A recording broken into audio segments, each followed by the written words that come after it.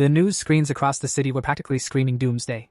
Headlines about monsters, mysterious disasters, and cosmic nonsense flashed one after another, leaving people in various shades of mildly panicked to, "Oh well, guess I'll die."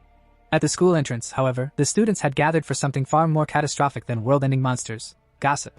"Bro, this is just another hype train," one kid scoffed, waving at the glowing news ticker. "Remember the zombie rumors last year? Fake, fake, fake."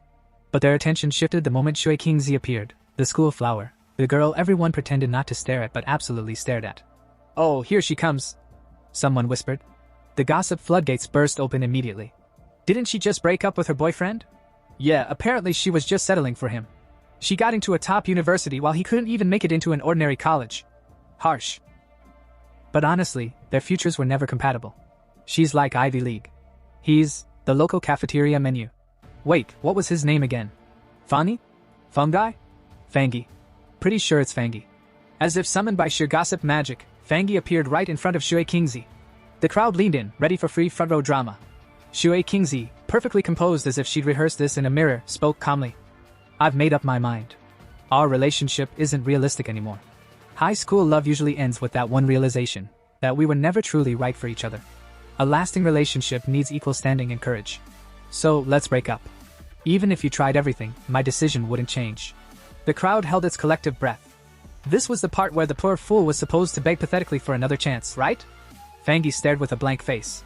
Shui Qingzi thought, wow, is he so stunned he can't even talk? The peanut gallery whispered.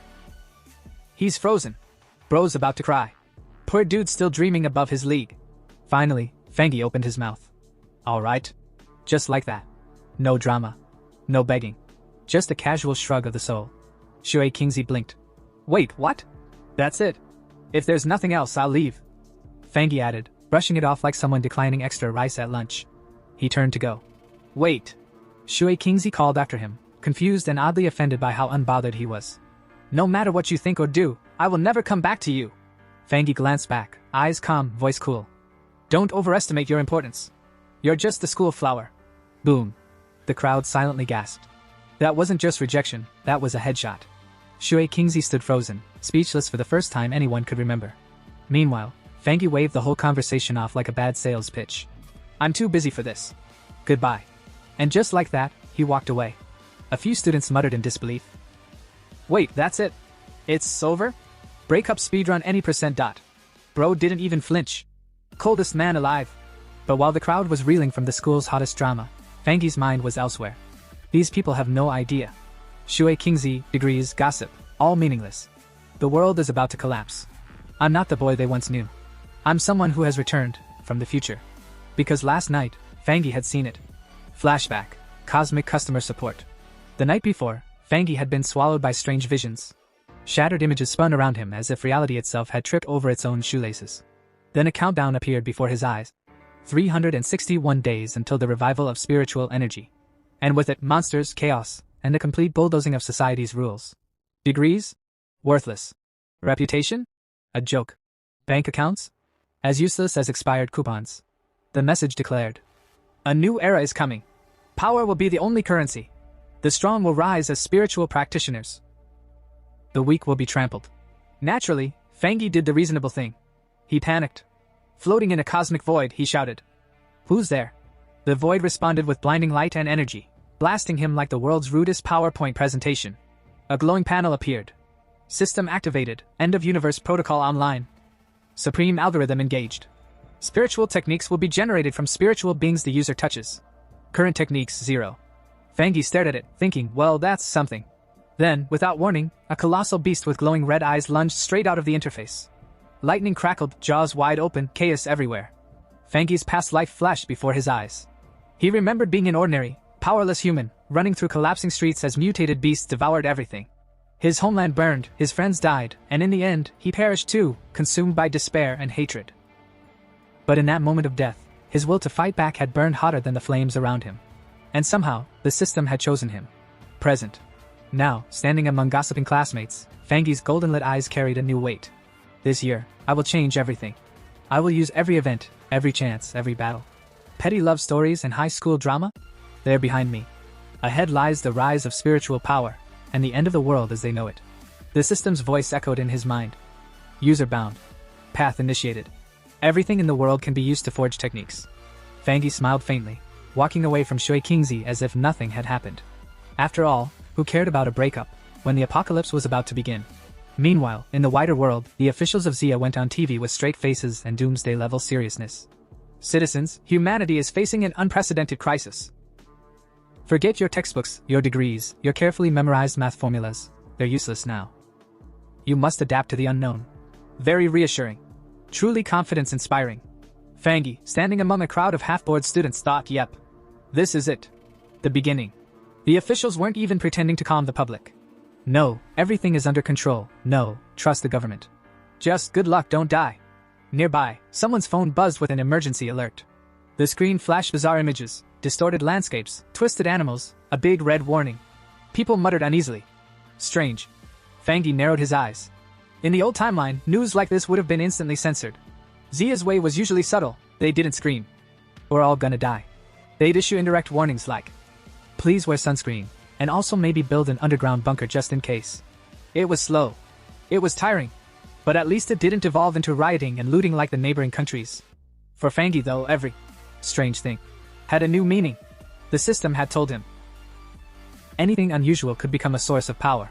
So when his phone flashed a new headline, highest UV levels in a century at King Chan University, freshmen please bring sunscreen, he didn't laugh it off like everyone else. The students around him chuckled. Wow, the university paid to trend, huh? Extreme UV? Bro, my skin's already fried, nothing new. Fangi ignored them. He looked up at the sky. The clouds above didn't match the warning reports. Even stranger, his phone showed the UV index at 0. Yet King Chan University, just 15 minutes away, was supposedly cooking under lethal sunlight. He smiled. So it begins. Welcome to King Chan University, where the sun hates you. By the time Fangi arrived at the north gate, the casual sunscreen notice had turned into something biblical. The sun blazed unnaturally, scorching the ground. Students ran, shrieking as the heat became unbearable. But Fangi? Calm. Cool. Watching glowing motes of light float lazily in the burning air like fireflies from hell. He crouched and touched one. Zap zap. The light pulsed and exploded into him. Ag hey! The crowd gasped. Some shaded their eyes. Others whipped out their phones. Bro just went Super Saiyan. No dude, that's Ultra Instinct. Nah, that's gotta be DLC powers. Pay to win, I swear. Meanwhile, Fangi screamed as solar energy tore through his veins. His skin burned, his vision exploded into golden light, and for a moment, he genuinely thought he was about to die. Then, the system chimed in like a smug video game announcer. Solar attribute template activated. Congratulations. Golden sun breathing technique acquired. Light erupted from his body. His hair turned white, his eyes blazed gold, and lightning danced around him. The bystanders? Absolutely losing their minds. He looks like a god. Or a glowing rotisserie chicken, can't tell. Meanwhile, the freshmen welcome. At the university's registration area, the mood couldn't have been more different. Shui Kingzi arrived, instantly stealing the spotlight as multiple boys tripped over themselves to offer help. Need help with your luggage? Join my club, we have air conditioning. Free flyers. Take one, it's limited edition. Shui Kingzi rejected them all with a polite but firm. Thanks, but no need. She stood beside her new classmates, unimpressed. These boys are hopeless. Completely love-struck. Then the explosion of light hit. Boom! The ground trembled, the sky lit up, and every student turned to see the north gate glowing like the sun had decided to attend orientation. The loudspeakers crackled. Attention! Please stay away from the north gate due to, an incident. Shui Kingzi's eyes narrowed. Something strange is happening again. At the north gate. The scene was chaos. Smoke, flames, glowing energy. And Fangi standing in the middle of it, radiating like the second coming of the sun god. The system panel hovered before him. Golden sun breathing technique unlocked. Writing points gained, 59. Writing points? He muttered. What the hell do I need, an essay grade? Whatever. Must be useful. As the golden aura surged around him, the system clarified further. By staring at the sun and breathing in solar heat, user may strengthen their body. So basically, become powerful by roasting yourself alive. Great. The crowd formed quickly. Some students screamed. Some laughed nervously. Some swore they felt the temperature drop instead of rise. Then the president of King Chan University stormed in with security. Why are you all still here? Warnings were issued. Back to check-in or you lose points. A hooded officer barked. Seal the north gate immediately. Re-establish the perimeter. The president, sweaty but authoritative, nodded. Another system notification flashed in front of Fangi. Contaminated zone level 1 purified. He froze. Wait. Contaminated zones are officially recognized? The government already knows about spiritual energy? Before he could think further, a broadcast thundered. All unrelated individuals must evacuate the north gate immediately. Military forces rolled in, rifles raised, sealing the area. The crowd buzzed with fear and confusion. Are those soldiers? What's going on? Why does it feel like a sci-fi movie? Fangi clenched his fists. Too many eyes. Too much attention. Time to go. Without hesitation, his golden aura flared, and with a powerful leap, he launched himself skyward, leaving the stunned crowd behind. The hooded officer stepped through the smoke like he'd just come out of a video game cutscene. He knelt, scooped up a glittering shard from the ground, and held it to his eyes.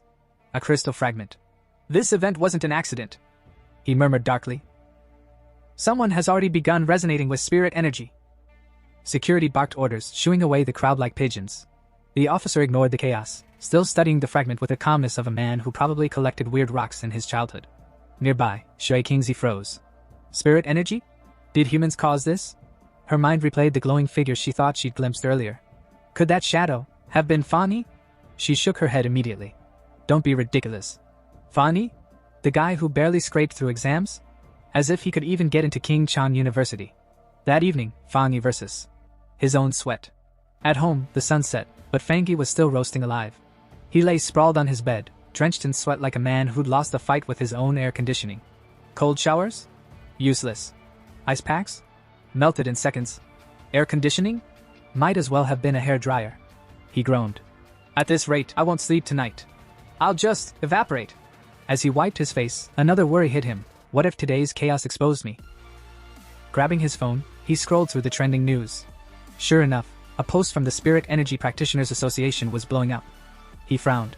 That weird online forum? The one that used to post cultivation memes nobody took seriously? The announcement looked different now. Official formatting, government watermark, a full list of cultivation ranks. The Zia country seal gleamed at the bottom. It's real. In his past life, he'd never seen this. Back then, he was just an ordinary guy running for his life, not browsing online manuals. Now, it seemed the government was openly acknowledging early awakeners. Sitting cross-legged on the bed, he muttered. Fine. If the world's gone official with this, then I'd better get serious. He closed his eyes, inhaling deeply. The heat surged again, but he forced his breathing to steady. Flames of golden energy flickered, then swirled. Slowly, his body lifted off the mattress. Step 1. Strengthen the body into a vessel. Step 2. Become a living weapon. Form of the divine axe. He commanded. Energy roared. Golden light condensed. The system chimed. Congratulations. Breakthrough to Ghost Axe 1-star rank. Another notification popped up. 50 writing points available. Oh right, I forgot about those. The system explained. Writing points could forcibly embed power into anything. Fangi blinked. Anything? Like anything? To test, he picked up a mug. The system politely asked. Embed sun attribute into mug? Cost, 1 writing point. Why not? The mug glowed like the Holy Grail. Fangi smirked. So it works. Which means a sword, a gun, anything could become a divine weapon. His eyes drifted to the sheathed sword in his case. Soon. But I need to test more first. Midnight rabbit problem. Outside, under the moonlight, something stirred in the forest. A mutated beast crept closer, glowing red eyes glinting in the dark. Black feathers bristled along its body as it crouched low. Yes. A rabbit. A rabbit of nightmares. Inside his apartment, Fangi groaned, coughing. He shifted on his bed before suddenly sitting up. His ears twitched metaphorically, his new senses sharper than ever. Coughing. Not mine. Not normal. He stepped into the living room, listening. The sound echoed from the corridor. Opening the door a crack, he peered out. And there it was. The red-eyed, feathered mutant rabbit. Even with memories from his past life, the sight made his skin crawl. The beast twitched, sniffing the air. Its glowing eyes locked onto the hallway. Damn it, Fangi whispered. Elsewhere, rooftop girl. High above, a helicopter swept the city with its spotlight. On a rooftop stood a girl with long hair, casually licking a lollipop like the apocalypse was just her night shift. The rabbit who consumed the dark spirit fruit is still on the loose, she said into her comms. Speed is abnormally high. Keep tracking. With that, she launched off the rooftop, flipping through the sky like an acrobat. Midair, she stiffened. Her senses flared. I've detected the beast's dark energy again. It fled 20 kilometers to a residential area. Her voice sharpened. Immediate pursuit. Protect the residents. Stay cautious. The spirit fruit's effect isn't complete. It may still grow stronger. With a kick against the wall, she vanished into the night, streaking like a comet. Down below, a random pedestrian looked up, jaw hanging. Did I just see Sailor Moon? Inside the Central Channel manga department, one poor overworked editor rubs his eyes and mutters. Am I hallucinating from deadlines again? Or is there seriously someone jumping in front of the moon? His colleague, still red-eyed from inking panels all night, snaps back. Hallucinating? The only hallucination I see is you imagining you're done with the manga. Get back to work, we're on the 65th floor. But before the scolding can continue, the office lights flicker. Outside, framed against the glowing moon, a dark figure leaps, dramatic enough to put every shonen protagonist to shame. Meanwhile, on the streets below, the mutated beast roars and lunges at Fan Yi. Only this time, Fan Yi doesn't flinch. His golden eyes blaze as though he's powered by an ancient solar battery. Ever since his breakthrough, he thinks, my body moves sharper, faster. It's like the beast is charging at me in slow motion. Crackling golden energy coils around his hand, lighting up like he just grabbed hold of the sun itself. Already? Mutated beasts appearing this early? He mutters, half exasperated, half thrilled. He sidesteps the charge with ease, grabs the monster mid-swipe, and slams it into the pavement so hard the ground itself files for workers' compensation. The crowd in the distance might have expected screams of terror. Instead, the only thing heard is the crisp crack of bones and the ominous hum of energy. Golden light wreaths Fan Yi's body. His eyes narrow. The weak points the tail. He rockets upward like a golden cannonball, dragging a shockwave behind him. The earth splits beneath his feet, the beast flails midair. Too late. Fan Yi's fist glows like a miniature sun, and he unleashes a golden beam that burns across the night. The beast howls, writhes, and in a last act of desperation, tries to swallow the energy whole. Fan Yi smirks. Absorb this? You dare? That's solar-grade young energy, my friend. You're not snacking on the sun. The beast ignites from within. Boom! A blazing explosion tears the night apart. Up in his apartment, the poor manga editor nearly chokes on his instant noodles. Thunder? At midnight? He rushes to the window and blinks. Or maybe, I am hallucinating. Down below, Fan Yi lands lightly, shards of glowing energy scattering like golden fireflies around him. He dusts off his sleeves as though he hadn't just vaporized a nightmare rabbit monster. Fragments of a red eye roll to his feet. He stomps once, grinding it into the dirt with casual disdain. The beast was desperate. Reckless. Hungry. He mutters. Darkness-driven but starving. If I hadn't awakened, I'd be dinner right now. His golden aura fades, and with it comes resolve. I need more spiritual techniques. Surviving what's ahead won't be possible with just this. Elsewhere, under the moonlight, a girl descends like a fallen star. She lands in the forest with enough force to crack branches and shake birds from their sleep. Kneeling by the charred corpse, she frowns. Torn apart already? She reaches for the remains but flinches back. Hot! Her eyes widen. This temperature. Young energy? And pure too. Exactly like the one reported at King Chang University. This is no coincidence. She presses her earpiece. HQ, the mutated rabbit is confirmed dead. But it wasn't me. Someone else did it. A pioneer. The calm line crackles. A pioneer? The one who purified King Chang University's northern gate. Yes. Not in the archives, strange. His elemental power is unusually pure. We need him. Contact immediately. Understood. She replies calmly, sealing the sample in her cloak. Her superior barks another order. Postpone everything else. Track him down. Persuade him. The association must have him. The girl pauses, unwrapping a lollipop with immaculate grace. She pops it into her mouth, chewing with all the seriousness of a top-tier spy. Got it, she says. But first, she takes a dramatic slurp. I want milk tea. Fan Yi couldn't help but wonder who this mysterious powerhouse was.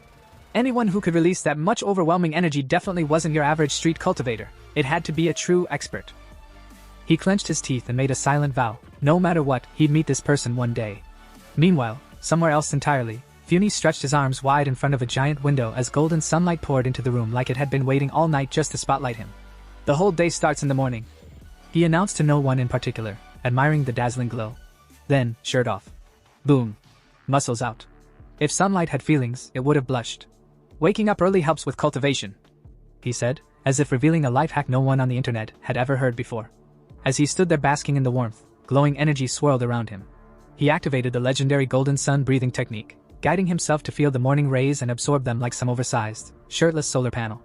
Fan Yi could sense it. Ever since he'd stepped into the Ghost Axe realm, the aura of the so-called mountain masterpiece became much clearer when using this technique. It felt like invisible golden threads were circling around the divine axe. Then, boom! A sudden explosion of light erupted. Wait, already? Fan Yi blinked. The breakthrough happened so fast it caught even him by surprise. Energy surged through his arm as he clenched his glowing fist. Lifting the golden axe, he realized it felt lighter. Much lighter. Swinging it experimentally, he mused. Cultivation is just like chopping wood. What really matters is persistence. Swoosh. His downward chop blasted radiant energy through his body, shaking the ground. Golden flames danced around him as he marveled at how much tougher his body had become. His eyes glowed like two molten suns. Still, he reminded himself, his fast progress wasn't just talent. It was thanks to leftover residual energy from his earlier breakthrough. Surrounded by blazing golden fire, he swore to take things one step at a time. No more flashy leaps. Well, hopefully. Then his eyes landed on a package conveniently stamped. Authentic goods. He frowned. Great. My breakthroughs are so loud, even my delivery parcels are embarrassed. I need to find a quieter spot. Elsewhere, at the association office. An old man, sipping tea and pretending to retire, suddenly froze. His phone pinged, solar energy fluctuations. His brow furrowed. Again? Is it that kid Fan Yi? Back in the mountains. Beside a quiet stream, Fan Yi sat cross-legged, pulling up his glowing screen interface like he was about to order takeout. A prompt asked, use code points to implant Young attribute into weapon? Yes. He confirmed coolly. Golden energy wrapped around him in a swirl. He recalled his last attempt. He tried coding a figurine into a weapon. The result? It worked, until it exploded from the Young attribute's sheer power. This time, however, was different. The new blade in his hand resonated with him deeply, as if it shared the same origin. His screen confirmed. Coding successful. He grinned. Perfect. Let's test it. Swish, boom. The swing unleashed so much energy he nearly started a forest fire. Coughing in relief, he muttered. Okay, maybe a little too perfect. Enter the girl. She dashed into the scene, smoke swirling around her. Seriously? I just went out for milk tea. 1 coupon. And now this? Damn Mercury retrograde. When she spotted the destruction, her jaw dropped. Her tear-filled eyes widened as she realized. Wait, last night his aura was only 1-star ghost axe. How is it now 2-star? And a spirit weapon? For reference, spirit weapons are rare. Legendary even. The association had only 2. And yet this random guy, Milk Tea Girl's least favorite headache, had 1? She laughed nervously. It must be a mistake. Totally a mistake. Yep. Definitely my imagination. Still, muttering under her breath, she got ready to clean the mess. Again. Meanwhile, Fan Yi kept walking through the forest. He mulled things over. His weapon now carried the Young attribute, but who said you could only code 1 attribute? The system's words echoed in his mind. Anything in the world can become coding material. Stacking attributes on a single weapon? Now that sounded fun. His phone buzzed. A message. Hey, are you a pioneer? Saw your browser history. Looks like you entered the realm after a driver post. Fan Yi slapped his forehead. Right. Forgot to set privacy mode. The stranger continued. Their group had 3 members, all pioneers, looking to connect. They asked about his progress, threw in some gossip about a national team player breaking through, and even mentioned that official military recruits were still only at Ghost Axe realm. Then another ping. IDUG 72. New pollution zone just opened. Wanna team up? Safer, and we split the loot. Attached. A file named Dark River Molten Dragon. Curious, Fan Yi opened it. The data explained, tectonic shifts had twisted a river into a molten pollution zone, now carrying a Young-type attribute. His eyes lit up. Perfect match. Without hesitation, he typed back, count me in. In the Manhwa district, a small crowd was gathered around a sealed stone entrance the size of a football stadium door. Oldly, when's your friend getting here? One of them grumbled, already regretting skipping lunch for this little expedition. Another, clutching a scroll like it was his grandmother's recipe book, proudly declared. Thanks to Zhao's detailed maps, we found this place without getting lost in 3 different valleys. Yeah. Someone else chimed in. But remember, once we're inside, watch each other's backs. I'm not carrying anyone home if they get their arms bitten off. Meanwhile, Jang Koya, official staff member of the Ministry of Culture's Spiritual Energy Cultivation Association, yes, it's a mouthful, stood yawning with the look of a government worker who'd been promised a cushy desk job but somehow got roped into caving expeditions. Ugh, no promising pioneers this time either. If this drags on, I'll be working overtime again. She muttered, already fantasizing about slapping an out of office notice on the cave wall. The narration, perhaps too smug for its own good, explained, most pioneers don't even realize the association is a government agency. Becoming a member isn't just hard, it's practically a miracle unless you're rich, connected, or the examiner's nephew. Just as Jang Koya was calculating how many instant noodles she could buy with overtime pay, someone gasped. Wait, is that Fan Yi? Sure enough, Fang Yi strolled up like he was arriving fashionably late to a dinner party. His aura radiated strength, yet it felt oddly warm. Not oppressive, not scary, more like standing near a campfire instead of being roasted alive. "It's nice to meet you all," Fang Yi said with a polite bow, as if he hadn't just made everyone else feel like peasants in the presence of royalty. Koya squinted. Ghost Axe Realm, 2 stars. But how does he feel like sunshine instead of a guillotine? She filed that question away for later. "Alright." Someone clapped their hands. "Since everyone's here, time to move out." Inside the cave, Fang Yi immediately took the lead. "Koya, handle the light." "Of course," she replied, conjuring a glowing orb. The group crept forward, nerves tight as bowstrings. "Careful, loose rocks here," one warned. "Huh, not as hot as I expected," another muttered. "Not yet," Fang Yi said calmly. "We're not at the core. Stay alert. If you're tired, speak up. Safety first." Privately, Fang Yi reflected on how warmly they'd welcomed him, despite him being the last to arrive. Either they're genuinely kind, or just desperate not to die alone. Either way, I'll take it. At last, the team stumbled upon a cavern that looked like the Earth's furnace itself, molten lava bubbling and glowing. "Holy, this is actually lava!" Someone gasped, eyes wide as saucers. Before anyone could stop him, Fang Yi casually walked straight toward the lava pit. "Hey! Don't be reckless!" Jang Koya shouted, nearly dropping her light orb. Too late. Fang Yi plunged his tang blade into the lava like he was dipping bread into hot soup. The group screamed in horror. "Is he insane? Pull him back!" The lava roared in response, flames bursting like fireworks. Yet Fang Yi stood untouched, calm as ever, while his system dinged in his mind. World anomaly detected, inner flame. Analyzing. Conclusion, extremely high temperature, explosive properties. Also, don't try this at home. The system then began reciting technique descriptions like a shopping channel. Crimson Flame Blade Technique. Each swing unleashes blazing flames and lightning. Only 99 spirit points, but wait, there's more. Fang Yi, without hesitation, embedded the inner flame into his weapon. Fire danced around the blade, turning it into a molten masterpiece. He rose safely from the pit, while the others stared like villagers witnessing magic for the first time. "His weapon's absorbing the energy. He's fine? Not even a scratch." Fang Yi stood confidently, blade blazing. "This perfectly complements my Tang blade," he murmured, as though narrating his own hero's journey. Inspired, one teammate declared, "I'm gonna absorb energy too." "Me too," another shouted. "With a little training, I'll finally step onto the cultivation path." Jang Koya softened, smiling at their enthusiasm. "Don't worry, I'll keep watch. Just focus on training." "Thank you," they all chorused, bowing like schoolkids. But her smile faded when her sharp eyes caught movement at the cave entrance. "Trouble incoming," she warned. A group of aggressive newcomers swaggered in. Their red-haired leader sneered. Well, well. Look at the small fries. This is our turf now. Get lost before I roast you." Jang Koya glanced back at her teammates, still sitting cross-legged in cultivation bliss, completely oblivious. She quickly sized up the newcomers, 3 Ghost Axe 1 stars. Too strong to risk fighting head-on. She forced a polite smile. "We found the spot first. My friends have already started absorbing energy. If you're willing to cultivate peacefully, we can share." The red-haired brute laughed in her face. "Share? With you weaklings? Don't make me laugh. Move or bleed." Her hand tightened around her staff as she reminded herself of the brutal law of this new era. Survival of the fittest. The weak get trampled. But as a representative of the Xia Countries Association, she clenched her jaw. Like it or not, I can't let this slide.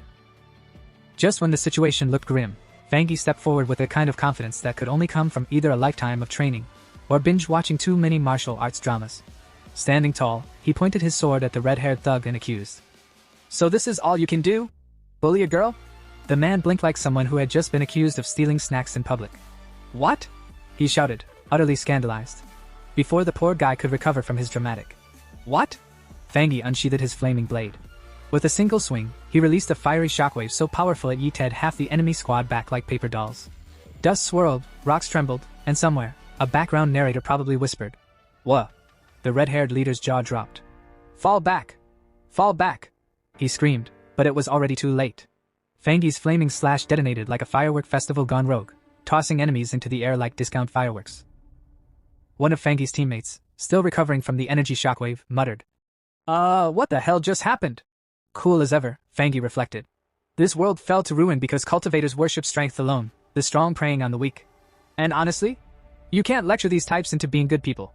You just have to remind them with a flaming sword. So he slashed again. Boom. Another explosion. The enemy leader's expression shifted from slightly annoyed to facing a literal kaiju. What kind of monster is this guy? The group scattered in sheer terror, leaving behind only the smell of scorched pride. Fangi's teammates ran up, wide-eyed and fangirling harder than the nearby village girls. Bro, that was insane! Did you see the explosion? So cool! Fangi just smiled modestly. They crossed the line. But enough flexing, we've got the energy we came for. Time to bounce. As the squad prepared to exit the spirit zone, they whispered about how destructive his attack could have been if it had actually landed full force. Meanwhile, Zhang Xiaoya, watching quietly, clenched her fist. Her inner thoughts screamed. This guy isn't normal. He's a top-tier pioneer with elite talent. I need to report this. Cut to Spirit Energy Cultivation Association HQ. A woman at the office nearly spat her tea when she read the report. Another high-tier pioneer? Zhang Xiaoya froze on the other end of the call. Another? What do you mean another? She stammered nervously, while secretly pressing Save File on her recording. Smooth. She later gushed to her teacher. 2 high-tier pioneers in 1 week. Isn't that wild? The old man groaned like someone who just got homework dumped on him at age 50. Luck? Please. Anyone with a high-tier attribute is about to become a big deal. And honestly, I'm too old for this nonsense. Somebody fire me already. Meanwhile, Fangi strolled into town wearing a hoodie and carrying his sword like it was no big deal. Girls passing by whispered, OMG, he looks like a main character. Cue Fangi's inner monologue. I'm not cool. I'm just cosplaying. Then came the breaking news alert on his phone. Glowing skies in the east, purple aura, even a dragon sighting. Cultivation cliches leaking into reality. Fangi sighed. So my inner flame is stronger than I thought. Guess it's time for more golden sun breathing. 5 minutes later, at the back mountain, Su Mantang, aka by King, aka the one who clearly skipped leg day for spring training, sensed the energy surge and panicked. Wait, someone's breaking through to the 3-star Ghost AXE realm? Who even does that? She raced to the scene only to see Fangi in full anime protagonist mode, cross-legged, glowing eyes, golden flames, lightning crackling everywhere. Above him, energy condensed into the shape of a divine axe. Su Mantang nearly fainted. Is this guy for real? I nearly died vomiting blood last time I tried. And he's glowing like a walking thunder god. The divine axe pulsed with overwhelming energy. Fangi, calm as a monk on vacation, just sat there controlling it with precision that most cultivators would kill for. His aura screamed. Heaven's chosen one. Su Mantang's jaw on floor. Her inner monologue. He's not just a genius, he's a monster. A really handsome monster, but still a monster. Suddenly, boom. Fangi rose into the air, golden lightning erupting everywhere, breaking through to the 2nd star of the Ghost Axe realm. Su Mantang braced herself in the storm, hair whipping like a shampoo commercial gone wrong. 30 seconds and I already can't get close. This guy's ridiculous. She spotted the axe stopping by a giant glowing tree, realizing it hadn't fully awakened yet. But before she could collect herself, Fangi reappeared behind her like a ninja. Calmly, he said, keep my identity a secret for now. Su Mantang blinked then fumbled for her badge like it was an Uno reverse card. I'm Su Mantang, official Spirit Energy Association scout. Look, ID proof. Fangi raised a brow. Su Mantang, wait, that name sounds familiar. Flashback to his past life. Oh right. Didn't she fail her mission and humanity got wiped out? Yeah, that was awkward. Out loud, he just nodded politely. Su Mantang beamed. See? You can trust me. Fangi. Sure. I'll think about it. Then vanished like Batman after a mic drop. Su Mantang groaned. Why do I always miss my chance? And now I've got to write another report. Kill me now. Just then, her earpiece buzzed. Alert. An abnormal has reappeared. Her blood froze. It's active again? No way. I'll never forget what that monster pack did last time. She clenched her fists. Fine. If Fangi's a monster born of thunder, then I'll meet him for what's coming next. Dark red creatures with twisted forms crawled through the ruins of the city like cockroaches after a power outage. They hunted, bit, and killed for no reason other than being horrible neighbors. Some attacked at random like drunk hooligans, while others moved with strategies so complex it made humans wonder if these monsters had taken online strategy courses. The Spirit Energy Association, in their infinite wisdom, had officially labeled them abnormal beings, which was really just a fancy way of saying, we have no clue what these things are, but they bite, so kill them. The danger was clear. If these creatures weren't eliminated early, they absorbed aura like free Wi-Fi and evolved into even nastier versions of themselves. Left unchecked, they became walking natural disasters, bigger, meaner, and twice as difficult to deal with. Cue the scene. Lightning flashed across the rain-soaked city, slicing through the storm clouds like a dramatic stage spotlight. Rain poured down in sheets, drenching the streets until they looked like reflective rivers of neon and despair. Emergency warnings blared across giant electronic screens, flashing messages like, Warning, warning. This zone has entered. You really shouldn't be here. State. Civilians, please evacuate immediately. Warning. Passers-by muttered, shaking their heads. These anomalies are getting too frequent. One complained. Another sighed. At this rate, the monsters are going to start asking us to pay rent. Amid this chaos, Fan Yi, hood pulled over his drenched hair, stepped into a puddle with the confidence of a man who clearly didn't care about wet socks. He tilted his head up at the sky, narrowing his eyes at the pressure rolling in the atmosphere. Lightning wasn't just striking, it was flexing. The center of the storm is still moving, he muttered, as if scolding a misbehaving dog. With that, Fan Yi darted up a flight of slick stone stairs, his boots splashing as he sprinted. He stopped briefly to glare at a mountain in the distance, now being struck repeatedly by purple lightning. The signal is coming from there, he whispered. And then, without hesitation, because hesitation was for the weak, he leapt forward into the storm. Meanwhile, at the Spirit Energy Association emergency meeting, a giant holographic screen flickered to life, showing Yu Huang Peak getting fried like a French fry in a fryer. The spiritual energy levels are rising, reported one nervous staffer. Danger level increasing rapidly. A man in a suit adjusted his glasses gravely. This is serious. Translation: we're all screwed, but I'll pretend I'm calm about it. Another official added. Even Ghost Axe Tier 3 elites would have a 100% fatality rate in that zone. Everyone gasped. Papers shuffled. Coffee was spilled. Bai King, the unfortunate soul tasked with explaining the mess, bowed slightly. In 1 hour, the zone will need a new emergency classification. And no one in our entire district has the ability to approach it safely. Lock it down, barked one officer. Seal it completely, shouted another. And so, with the speed only bureaucrats could muster, they declared the mountain off limits. Back at the mountain itself, the storm raged, lightning tearing into the earth. And who else but Fan Yi appeared, cloak whipping dramatically, muttering to himself like a lunatic in the rain. I will reclaim my memory, he whispered, as though the storm itself was listening. But Fan Yi knew the truth. If he wanted to absorb this level of spiritual energy, he had to go deeper into the mountain's core. The problem? Even ordinary monsters had been beefed up by this lightning buffet, and the danger level was rising fast, complete with space-time distortions. Basically, it was a buy one doom, get another free situation. Still, Fan Yi wasn't the type to run. He had mastered the golden sun breathing technique and the flame blade, but he also knew his body wasn't exactly built for unlimited overclocking. Too much strain, and he might snap like a cheap USB cable. So, naturally, he grinned and pushed forward anyway. Only by pushing my limits can I survive, he muttered, tightening his grip on his blade. If I miss this chance, I might as well wait for death under the heavens. And then lightning said, bet. A massive bolt of blue-white thunder came crashing down, lighting up the entire peak. Fan Yi braced, screaming through the pain as sparks and fire coiled around him. His clothes tore, blood streaked his lips, but he refused to fall. The system chimed in cheerily. High voltage notification, massive lightning energy detected. High voltage system recording progress.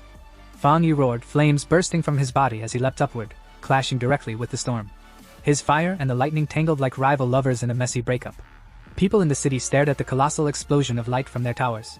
Someone whispered, "Is that a human?" The system pinged again. White heavy checkmark achievement unlocked. Divine thunder tempering. Sparkle's heavenly thunder-drawn body refined into divinity. Award, plus 50 system points. When the storm cleared, Fan Yi floated above the mountain, glowing like an avenging deity. His aura warped the very weather around him. Lightning, he declared, voice echoing, is both my fangs and my shield. The system wasn't done. Skull new ability available, Pure Judgment Lightning. Effect, plus 300% damage to evil beings. Cost, system points. Purchase? Fan Yi tilted his head, eyeing his sword. He could embed the lightning into it, but if he did, the blade might snap under the weight of such absurd power. He smirked instead, flexing his hand. Put it in my right hand, he commanded. High voltage confirming command. High voltage embedding lightning attribute. Sparks gathered, thunder roared, and lightning coiled into Fan Yi's palm. His grin widened. Perfect, he whispered. And so, standing in the middle of heaven's wrath, he absorbed the storm itself, smiling like a madman who had just stolen candy from the gods. At dawn the next day, the storm-ravaged Yong Peak looked like a battlefield straight out of a bad apocalypse movie.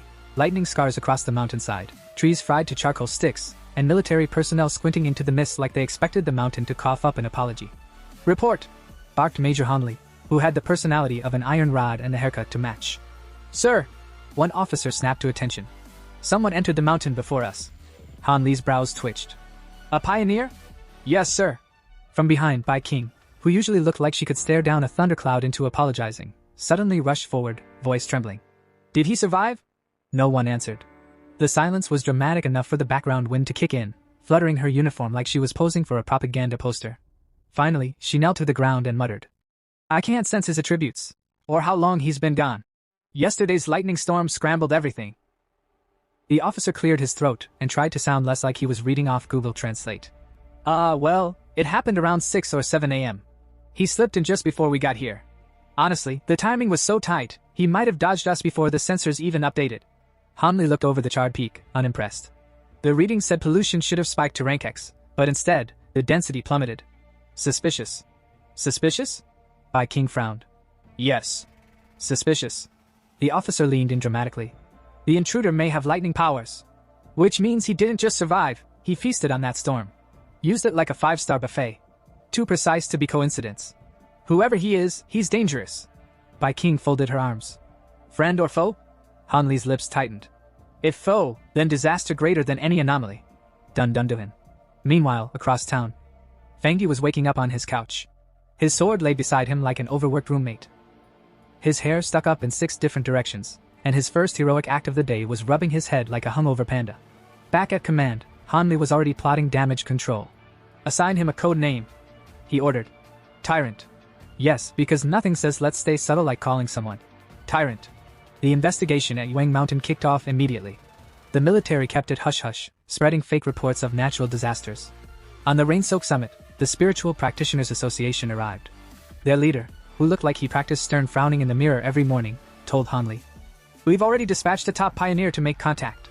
Then he turned dramatically to Su Qing. "Brief him." Su Qing's heart skipped a beat. "Me? Brief him?" She swallowed hard, stitched together half-truths with the skill of a panicked student bluffing an oral exam, and said, Yes sir. I believe it's the same pioneer who purified the contamination at the university. I've been trying to reach him, but he's elusive. Very elusive. Like a ninja rabbit. The rabbit part wasn't entirely wrong. She even mentioned the dead mutated bunny she'd stumbled upon, proof of Fangyi's trail, and noted the traces of young flame energy at the scene. All technically true. Major Hanli studied her like she was an exam paper. Finally, he nodded. Gifted young pioneer. Well done. Su Qing saluted so sharply she nearly sprained her wrist. Inside, she screamed with relief. When the meeting wrapped, Hanli casually mentioned plans to cover everything up with natural disaster reports, and warned against putting spiritual data online. Su Qing exhaled, finally free of interrogation. Meanwhile, back at Casa Fangyi, our tyrant, Hiro was drying his hoodie with his golden sun breathing technique. Within seconds, the damp hoodie looked like it had been kissed by divine laundry service. He flexed his fingers, sparks dancing playfully between them. The once violent thunder energy now bowed to his will like a tamed puppy. He grinned. 200% critical damage boost, huh? Oh, we're cooking now. Just then, ping! His phone buzzed. Fangyi squinted. He'd set up special alerts for emergencies because, in his world, breaking news usually translated to, "Congratulations, you're now the unpaid intern for saving the city." The notification? A chemical plant explosion. Officials claimed no injuries. Fangyi raised an eyebrow. Yeah, right. And I'm a vegan. Scrolling through forums, he read eyewitness accounts. Cold aura. Evil presence. Creepy vibes. The words triggered a horrifying memory. Blood, chaos, and a crimson monstrosity with too many eyes and not enough manners. A mutated creature. Fangyi muttered grimly. And not the cute bunny kind. His fist crackled with blue lightning. He knew these abominations grew stronger if left unchecked. Tonight he'd hunt it down. Surrounded by a storm of electricity, Fangyi smirked. Time to test my 200% critical damage boost. That same rainy night, the streets were empty and slick, reflecting the storm like a broken mirror. Blurred figures darted across rooftops, an elite squad cloaked in black, moving like shadows given legs. They were the Destroyer Squad, specialists in hunting things that went bump in the night, then tore people in half for dessert. Their current headache? A creature codenamed Candle Knight. One operative reported grimly. Target sighted earlier, but it slipped away. Not surprising. Candle Knight had the uncanny ability to melt into the dark. And unlike moody teenagers, it actually thrived there. Worse, it gave off a low, sinister sizzling sound, like bacon frying, except the bacon was human. High above the city, lightning split the sky as the squad regrouped on a rooftop. Their leader, silver hair, battle-scarred face, eyes that screamed, I haven't slept since the Cold War. Knew the storm tilted the odds in the monster's favor. Still, with grim determination, he growled. We stop it. Tonight. At Central Command, an operator filed the report. Priority level, red. Time frame, 12 hours. The extermination order was sealed and transmitted with all the urgency of an overworked bureaucrat slamming. Reply all. The squad got their orders: hunt it. Kill it. But don't die like amateurs. Red dots glowed ominously on their digital map, marking multiple threats across the nation. 12 hours wasn't ideal, but hey, national resources were stretched thin. Candle Knight would have to settle for being killed on a budget. But then came the snag. A warning buzzed across their comms. The area was currently under the jurisdiction of the Spiritual Energy Cultivation Association.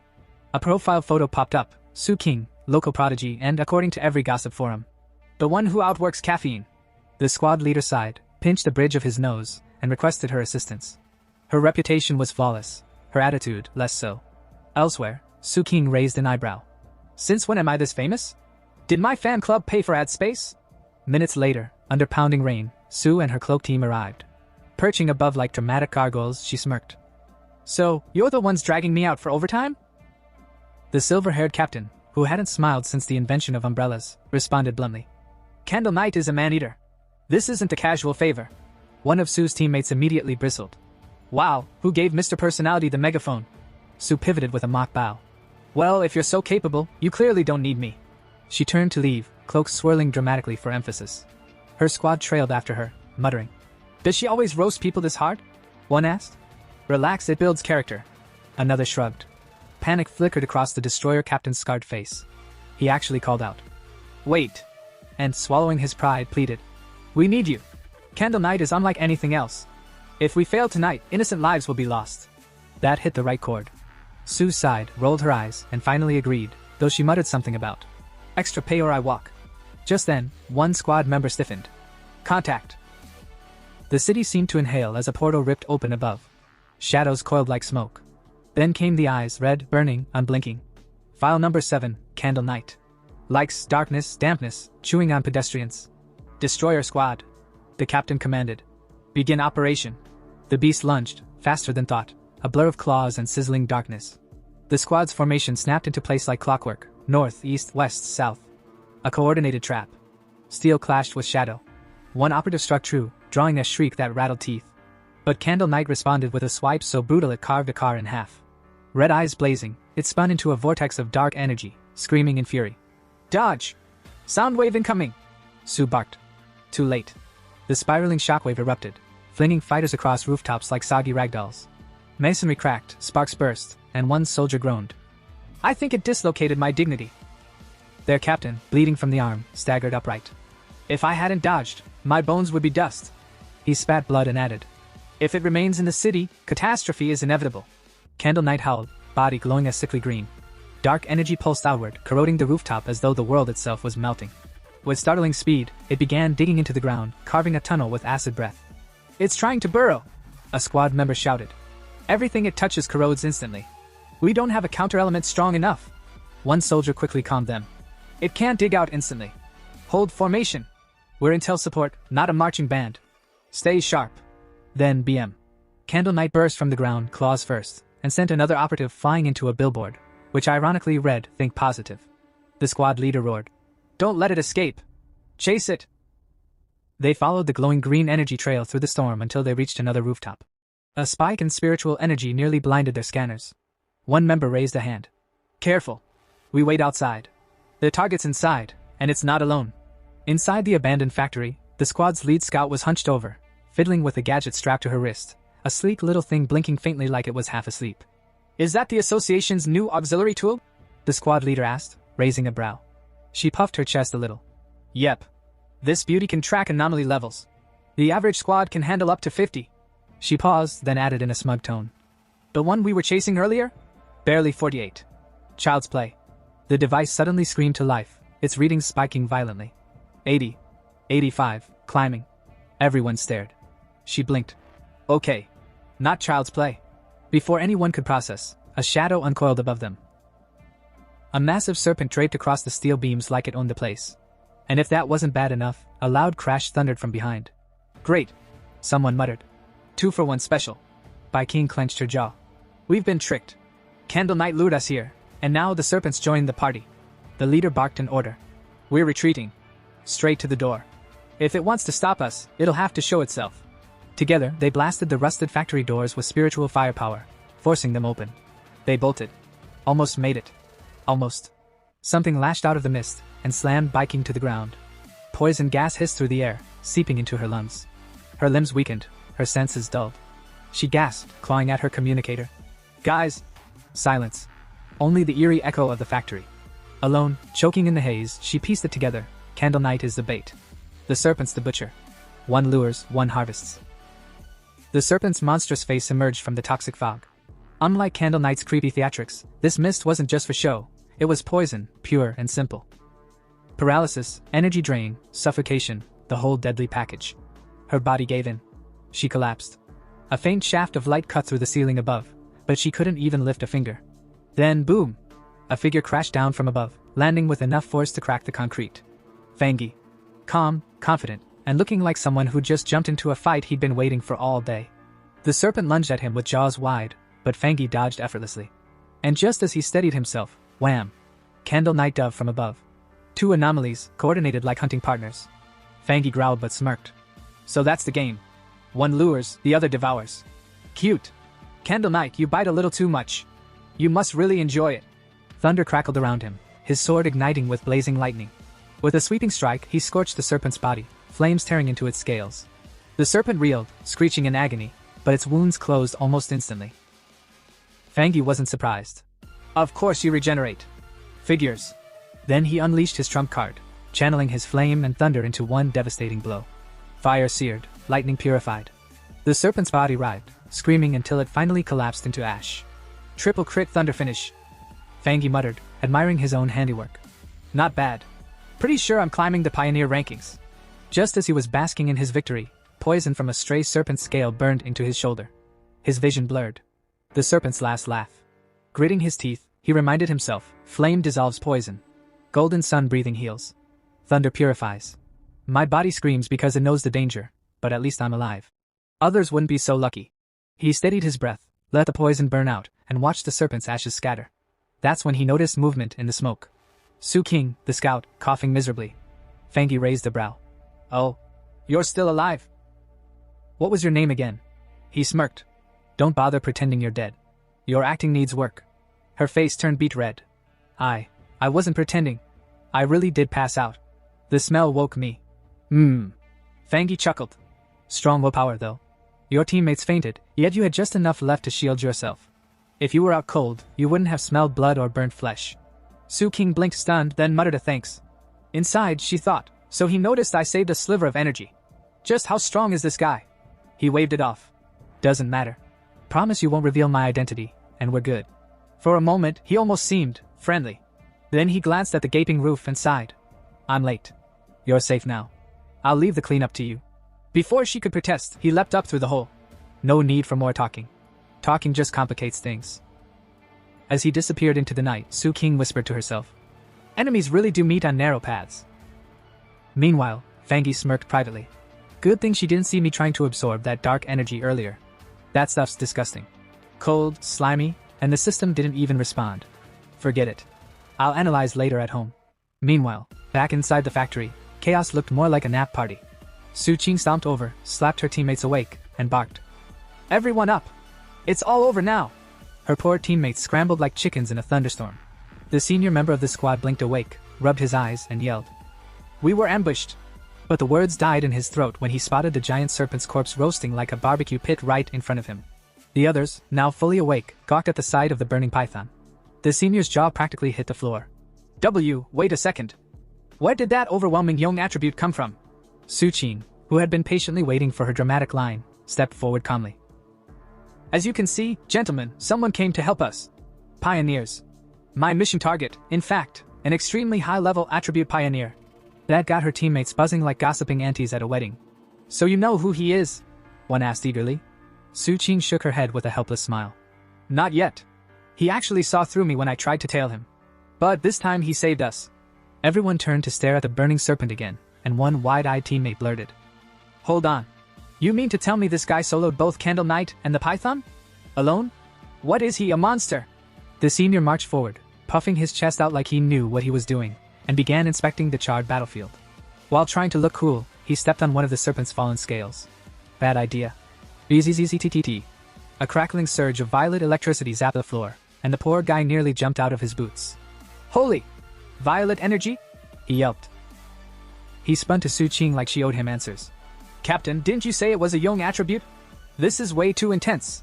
Su Qing crouched down beside the remains, her expression serious. Candle Knight's thunder attribute. Very pure. Very strong. Definitely high tier. The senior frowned, muttering like a man whose worldview just got shaken. Wait a minute. Could it be 2 high-level pioneers showed up here? One killed the Python, one killed Candle Knight, and they left together? But Su Qing didn't move. She just stood there staring at the scorched battlefield, her fists slowly clenching. Her inner monologue screamed louder than her voice. No. Only one person came. Nobody would believe it, but one guy carried 2 high-tier attributes. Young Flamewalker, Thunder Tyrant. What kind of freak is this? Time skip, fast forward a little. Outside the factory, several association vehicles rolled up like nosy neighbors who finally decided to check in. Su Qing sighed in relief. Good thing I stationed guards outside, or else they'd have sent a mop-up crew for our corpses. Inside, her teammates clung to her like overly emotional drama heroines. Boss, you're alive! I thought I'd lost you forever, sobbed one. If you had died, what would I do without you? Cried another. Su Qing stared blankly. What nonsense are you people spouting? Before she could shake them off, the association's reconnaissance team marched in with scanners and crystal devices, moving around like CSI investigators. Their job? Reconstruct the fight and make everyone else feel inadequate. One scanner stopped, checked his readings, and announced to the room. Captains, based on combat habits and kill patterns, there's a 99% chance one person killed both anomalies. The senior went stiff. So it really was one person. A dual high-tier attribute pioneer. Another teammate muttered. And here we are, Ghost Axe realm, feeling proud of ourselves. The gap is ridiculous. Su Qing quickly stepped aside, pulled out her communicator, and reported to the higher-ups. My surveillance target appeared. Both Tyrant and the North Gate anomaly were my missions. Data's updated. On the other end, the association's chief listened, then sighed. I understand, Su Qing. Halt your mission for now. He saved you and wiped out the threats. He's not our enemy. Best not to annoy the man. Frankly, Old Han and I already disagree about this. Su Qing pressed her lips together, then added carefully. But Chief, back when Tyrant was about to advance at the back mountain, I sensed a very strong aura. At first, I thought it was a spiritual weapon. Now, knowing he's a dual high-tier pioneer, I'm beginning to wonder. The chief's tone sharpened instantly. A spiritual weapon? Impossible. No one could have that without major backing. And besides, our scanners found no third attribute traces. Su Qing persisted. When I came in contact with him, the aura I felt was definitely Young attribute. There was a pause. Then the chief muttered, half to himself, half in awe. If the weapon's aura really comes from his own Young attribute, then if he's a spirit creation realm cultivator, it might be possible. Su Qing's breath hitched. Spirit creation realm? That's insanely rare. Globally, we barely have 2 of them alive. But the chief wasn't finished. His voice dropped low. And if he truly has a third attribute, it will shake the entire pioneer world to its core. Attributes clash violently in the human body. It's supposed to be impossible to hold 3. No confirmed pioneer has ever done it. Then, after a long silence, he added grimly. If he does have a spiritual weapon, the fact we couldn't detect a third attribute might actually be a blessing. Let's just hope this freak of nature never decides to turn against humanity. The story now shifts to our MC who had just stepped out of the shower, steam still curling around him like he was about to star in some dramatic shampoo commercial. He towel-dried himself for about 2 seconds before lazily letting his fire attribute do the job. Instant hair dryer mode, no electricity bill. As he brushed the droplets from his shoulders, his mind wandered. Less than a year until the official spiritual energy revival, yet anomalies are already popping up like mushrooms after the rain. And not the tasty kind. The dangerous, explode-in-your-face kind. He muttered to himself as he got dressed, thoughts spinning faster than a washing machine on overdrive. Recently, pioneers everywhere had started cultivating solo. Crack open the interface between body and spiritual world, and suddenly you were sensitive to heaven and earth changes, like some kind of human antenna. He thought back to the people at the underground river, wild pioneers just like him. Most of us are already at 1-star ghost penetration realm, even without Zia country's official stamp of approval. Now that they're reaching out to the wild crowd, it means things are still peaceful-ish. Mutual exploration. No one stabbing each other yet. Still buttoning up his shirt, he frowned. But even if the government's association exists, it hasn't gone public yet. Rumors are everywhere. Instability, weird phenomena. It's obvious they're trying to protect people while also quietly yelling, guys, trouble's coming. He froze halfway, staring at the floor, memories flashing of his past life, buildings crumbling, cities burning like giant bonfires nobody asked for. His jaw tightened. That's the problem. I can feel it. The government doesn't have the guts to launch full-scale cultivation. Too many people. Once the truth gets out, order collapses faster than a bad Jenga tower. Panic, unrest, chaos. Even official pioneers won't stop it. Internal and external threats will crush everything. In that sense, their slow and careful approach isn't wrong. After all, human hearts? Way scarier than ghosts or gods. He sighed, but then his brow furrowed deeper. Still, anomalies are growing faster than I expected. As if on cue, a system notification blinked in front of him. Detected attribute reading, dark, subattribute, shadow. His eyes narrowed. The memory of black mist surged back, the contamination, the hunger inside it. Shadow attribute, the natural enemy of pioneers. These things weren't just brainless exotic beasts. No, they were clever. Too clever. They hunted pioneers specifically, bodies rich in spiritual nutrition. They even worked together sometimes, laying traps like seasoned assassins. And that was just a sub-attribute. The true dark types? He'd seen them before, the ones capable of wiping out entire nations. One of them alone was enough to ruin a continent's day. Even today. If I hadn't interfered, that squad and those recruiters would have been toast. Shadow is already that sinister. If that's just a branch.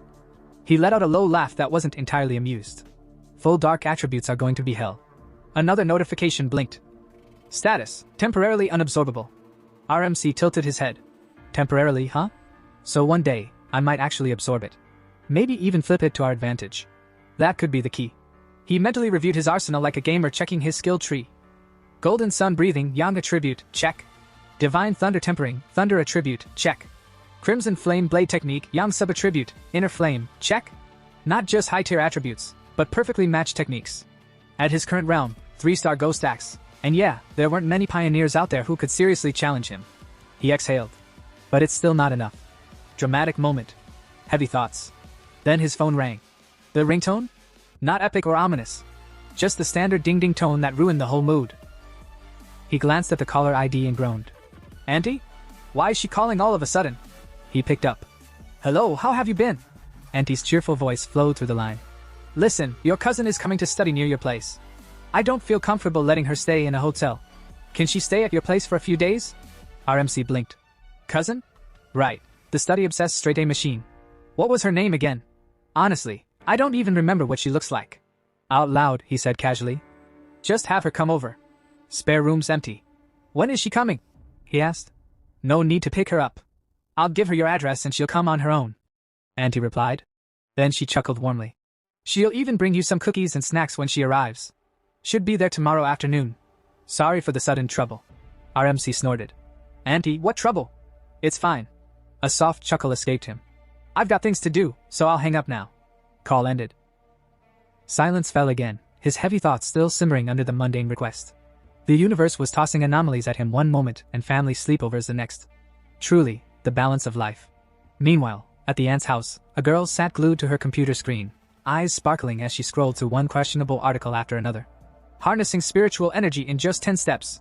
Beast challenges in public parks. Totally legal, not really. Death Town, top 5 places to definitely not visit. She was in deep. Like PhD level deep. Right then, her mom, the MC's aunt, pushed open the door. Did you finish packing? She asked, arms crossed in classic mom stance. The girl sighed dramatically. Yeah, everything's packed. But I really don't want to stay with cousin brother. The hotel was fine for me. No. Her mom's tone had the finality of a Supreme Court verdict. It's much safer staying with your cousin than being alone in a hotel. I trust him more than any random staff member. And don't cause trouble there. Help around the house, understood? Ugh, fine. I get it. The girl shoved her mom playfully out the door, shutting it before another lecture could load. Leaning against it, she muttered. One hurdle at a time. Whatever cousin's like, he can't be harder to handle than an anomaly. The next day, phone in hand, she followed the GPS voice like it was divine guidance. You've arrived at your destination. The robotic map announced. She looked up. In front of her stood a big, hotel-style building. This should be the place. She muttered more to herself than the building. Just then, the door opened. Out stepped our hero. The girl straightened and said, Hello? So your name is Linny? He said, pretending recognition.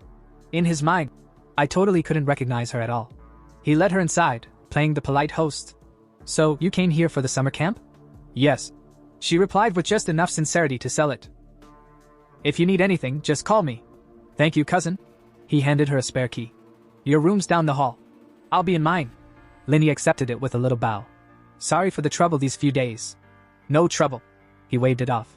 But as he walked away, he couldn't shake the feeling. Wait a sec. Is it just me, or is she not hiding her presence properly? Earlier, I definitely sensed a trace of spiritual energy. Could she already be a pioneer? Then that whole summer camp excuse, was it actually just a cover? Suspicion planted, he left. Meanwhile, Linny pulled out her phone and hopped on her secret group chat. Linny, cousin seems nice. Doesn't look like he'll interfere with my activities. When do we move? The group instantly lit up. Greater than 18-year-old sultry woman, don't rush. Keep a low profile. Chaos everywhere. Pollution zones are getting claimed fast. Scammed in online romance for 50 cents, true. Last time at the underground river, 2 teams clashed. Some superpowered guy cut out a sun with 1 slash. Forced everyone else to retreat. 18-year-old sultry woman, 1 slash cut out the sun. Are you serious? Definitely an extreme young attribute. High-tier pioneer for sure. Scammed in online romance for 50 cents, it's real. I swear. Linny, that's why we must stay cautious. Spiritual energy revival isn't official yet. Everything's hidden. Who knows how many monster-level pioneers Zia country has. She closed the chat with a final note. Linny, alright, I'll wait for your signal. Then, thinking to herself. Forget it. I've just arrived. Better not cultivate right now. If cousin catches me, it'll be impossible to explain. 3 days later. Our hero was already regretting this. Co-living arrangement. Who would have thought my cousin would actually be a cultivation hazard? Every time he tried to meditate, she knocked. Every time he tried to breathe golden sun energy, the glow threatened to spill through the walls. Even worse, Linny had started cooking. Cousin, dinner's ready, she chirped. Tonight's menu, tomato beef stew, cold cucumber salad, and corn rib soup. Our hero sat down, impressed. Wow. You've been really considerate. Let me do the dishes. No need, she smiled. At least I can do this much while staying here. Too polite, too neat, like she's got housework OCD, he thought. But fine. Let her keep dropping her guard. Only then can I figure out who she really is. Just then, her phone rang. Seeing the caller, he teased. Really? Dinner's ready and you're ditching it for a friend's call? Before she could answer, he stood. I'll leave you two alone. I'm going back to my room. Linny opened her mouth, but he was already gone. She picked up the call. What did you say? Another major world shift tomorrow? She repeated, voice serious. After a pause. Okay. I'll be there by 3. Let's meet at the entrance of Yonghua Town. Outside the window, our hero crouched, eavesdropping like a pro. Yonghua Town? That trendy suburb spot? Just an hour away. Perfect. Inside, Linny began cultivating. Golden energy flared faintly around her. Our hero grinned in the shadows. Knew it. My cousin's a pioneer too. Already at 2-star Ghost Axe realm? That's crazy talent. No wonder she's weird. And this whole summer camp excuse? Definitely cover for the world shift. His eyes glinted. Every world shift is an opportunity. A new chance to grab techniques, power, treasures. Whatever appears in Yonghua Town, it's all mine. With that, he dashed off at full speed, so quickly Linny's eyes snapped open. A faint unease lingered. That was strange. Was someone watching me just now? The scene shifts to Yonghua Town, where we find Linny. Beside her stands a girl with the most tragic username in the entire group chat. Scammed in online romance for 50 cents. She wastes no time, leaning toward Linny with a teasing grin. So, you've been crashing at your cousin's place these past few days, right? Tell me honestly, hot or not? Linny, thinking of our mysterious protagonist, replies with all the seriousness of a witness giving testimony. Honestly, he's a good guy. Looks wise. Well, he's nothing extraordinary. Definitely not the kind of impressive man you'd swoon over. More like a pretty boy. Hearing this, scammed in online romance for 50 cents looks crushed. Well, that's a letdown. She mutters, as if she just discovered her favorite K-drama star was secretly bald. Before Linny can say more, another group member strides over. A self-proclaimed 18-year-old sultry woman, the kind who probably adds sultry to her username unironically. She smirks and says, Don't forget, Linny once described herself as just an ordinary girl too. More members shuffle in, including a boy sitting a bit farther away who suddenly shouts like a bored dungeon master. Alright, since everyone's finally here, let's get down to the main issue. Linny interrupts, raising her hand like a schoolgirl in class. Wait. She's not coming again? The boy shakes his head, expression flat. Still only 6 of us. She's not coming. Sultry woman shrugs, already used to the absentee member's mystery. She's always been like this. Let's just move on. And so, the little band of pioneers heads off toward their destination, completely unaware that our true hero is lurking at a distance, watching quietly like a ninja stalker with better hair. As he observes, his spiritual sense picks up their energy. My cousin's team is pretty low-key. Weakest one's at 2-star Ghost Axe realm, that guy over there's at 3-star. And apparently they've got some powerful member who barely ever shows up. His gaze then shifts upward, to the mountain above Manhwa town, where something truly bizarre is happening. A massive vine is descending from the sky. Not a thunderstorm, not an earthquake, just a giant green noodle from the heavens. Think Jack and the Beanstalk, except this thing doesn't bring magic harps or golden geese. It just exists. The vine doesn't release thunder. No blazing light. No destruction. It simply drifts in and out of reality, as though it's buffering on bad Wi-Fi. Lin Yi's team arrives at the site, staring up at the anomaly. My god. If I hadn't seen it with my own eyes, I wouldn't have believed it. Sultry woman whispers, sounding less sultry and more terrified. Behind her, scammed an online romance for 50 cents bites her lip. Wait, maybe we shouldn't go any closer. Linny blinks. Why not? Because. The girl swallows hard. My whole body just went cold. You guys saw the internal forum rumors, right? Last time this vine showed up, a whole team tried to make contact. Strong pioneers, way above my level, but none of them came back. Not even bones left behind. The corrupted aura in the air presses down on them like a funeral dirge. Scammed an online romance for 50 cents clutches her head, spiraling into panic. This isn't just some random event. This is a high-level world anomaly. Unknown. Dangerous. Terrifying. I wanted to gamble like a pioneer, get rich or die trying, but the moment I saw this vine I know I'll die here. I want to withdraw. Her teammates sober up at her outburst. Lin Yi, ever the calm scholar, nods. You're right. We feel it too. This type vine, it's strange. It feels like it's been drowned in the river of time, like all life has perished, vitality stripped away. Instead of giving energy, it wants to devour ours. She grips her hand tightly and adds solemnly. But this is the path of martial pioneers. Meanwhile, our hero, still watching from the mountain, grimaces. Out of all the anomalies I've seen, besides the dark attribute ones, this vine is the worst. It's supposed to be a plant, a symbol of vitality. But it feels dead. Like a corpse pretending to be alive. Back below, Linny rallies her team. Friends, we don't have much time. Let's not get reckless. Spread out, sense the energy, but stay within sight of each other. Don't wander too far. Obediently, the group disperses. Linny perches atop a tree branch, beginning her cultivation. Our hero nods approvingly.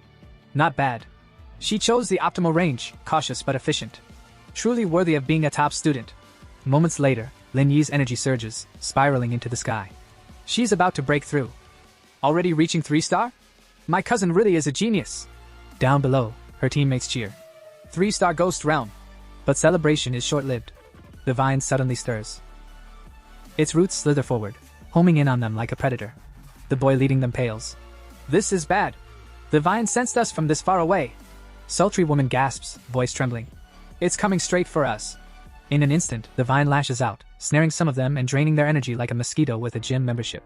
Run! Run for your lives! Scammed an online romance for 50 cents screams. Lin Yi's breakthrough caused too much disturbance. If that vine grabs us, we'll be drained to nothing. The vine slams against Lin Yi's protective shield. Cracks spiderweb across it. Panic erupts. Most of the team bolts. But sultry woman grabs scammed an online romance's wrist. No! If we run, Lin Yi will die. And what do you expect me to do? Scammed an online romance snaps back. Donate my spiritual energy so she can level up while I get turned into compost? No thanks. Ignoring her, sultry woman turns to the group. We can't abandon her. The boy leading them glares, cold and pragmatic. Don't be naive. Life and death are fate. Wealth is heaven's will. We're all just casual teammates here. If we don't leave now, we'll all die. Before he can finish, smack. Sultry woman slaps him across the face so hard his dignity flies off into another realm. To hell with you. I won't abandon my comrade. And with that, she charges toward Lin Yi, while the rest of the group flees in the opposite direction. Up in the mountains, our hero stood dramatically at a cliff's edge, gazing down at the chaos below like some tragic opera performer. His brows furrowed, his eyes sharp with urgency. My cousin probably doesn't even realize the danger she's in. He muttered with that trademark heroic concern. She's still just a student, and that vine's power, TCH, even I'm not sure I can handle it with my current strength. But, he gripped his sword tighter, his aura sparking to life. A promise is a promise.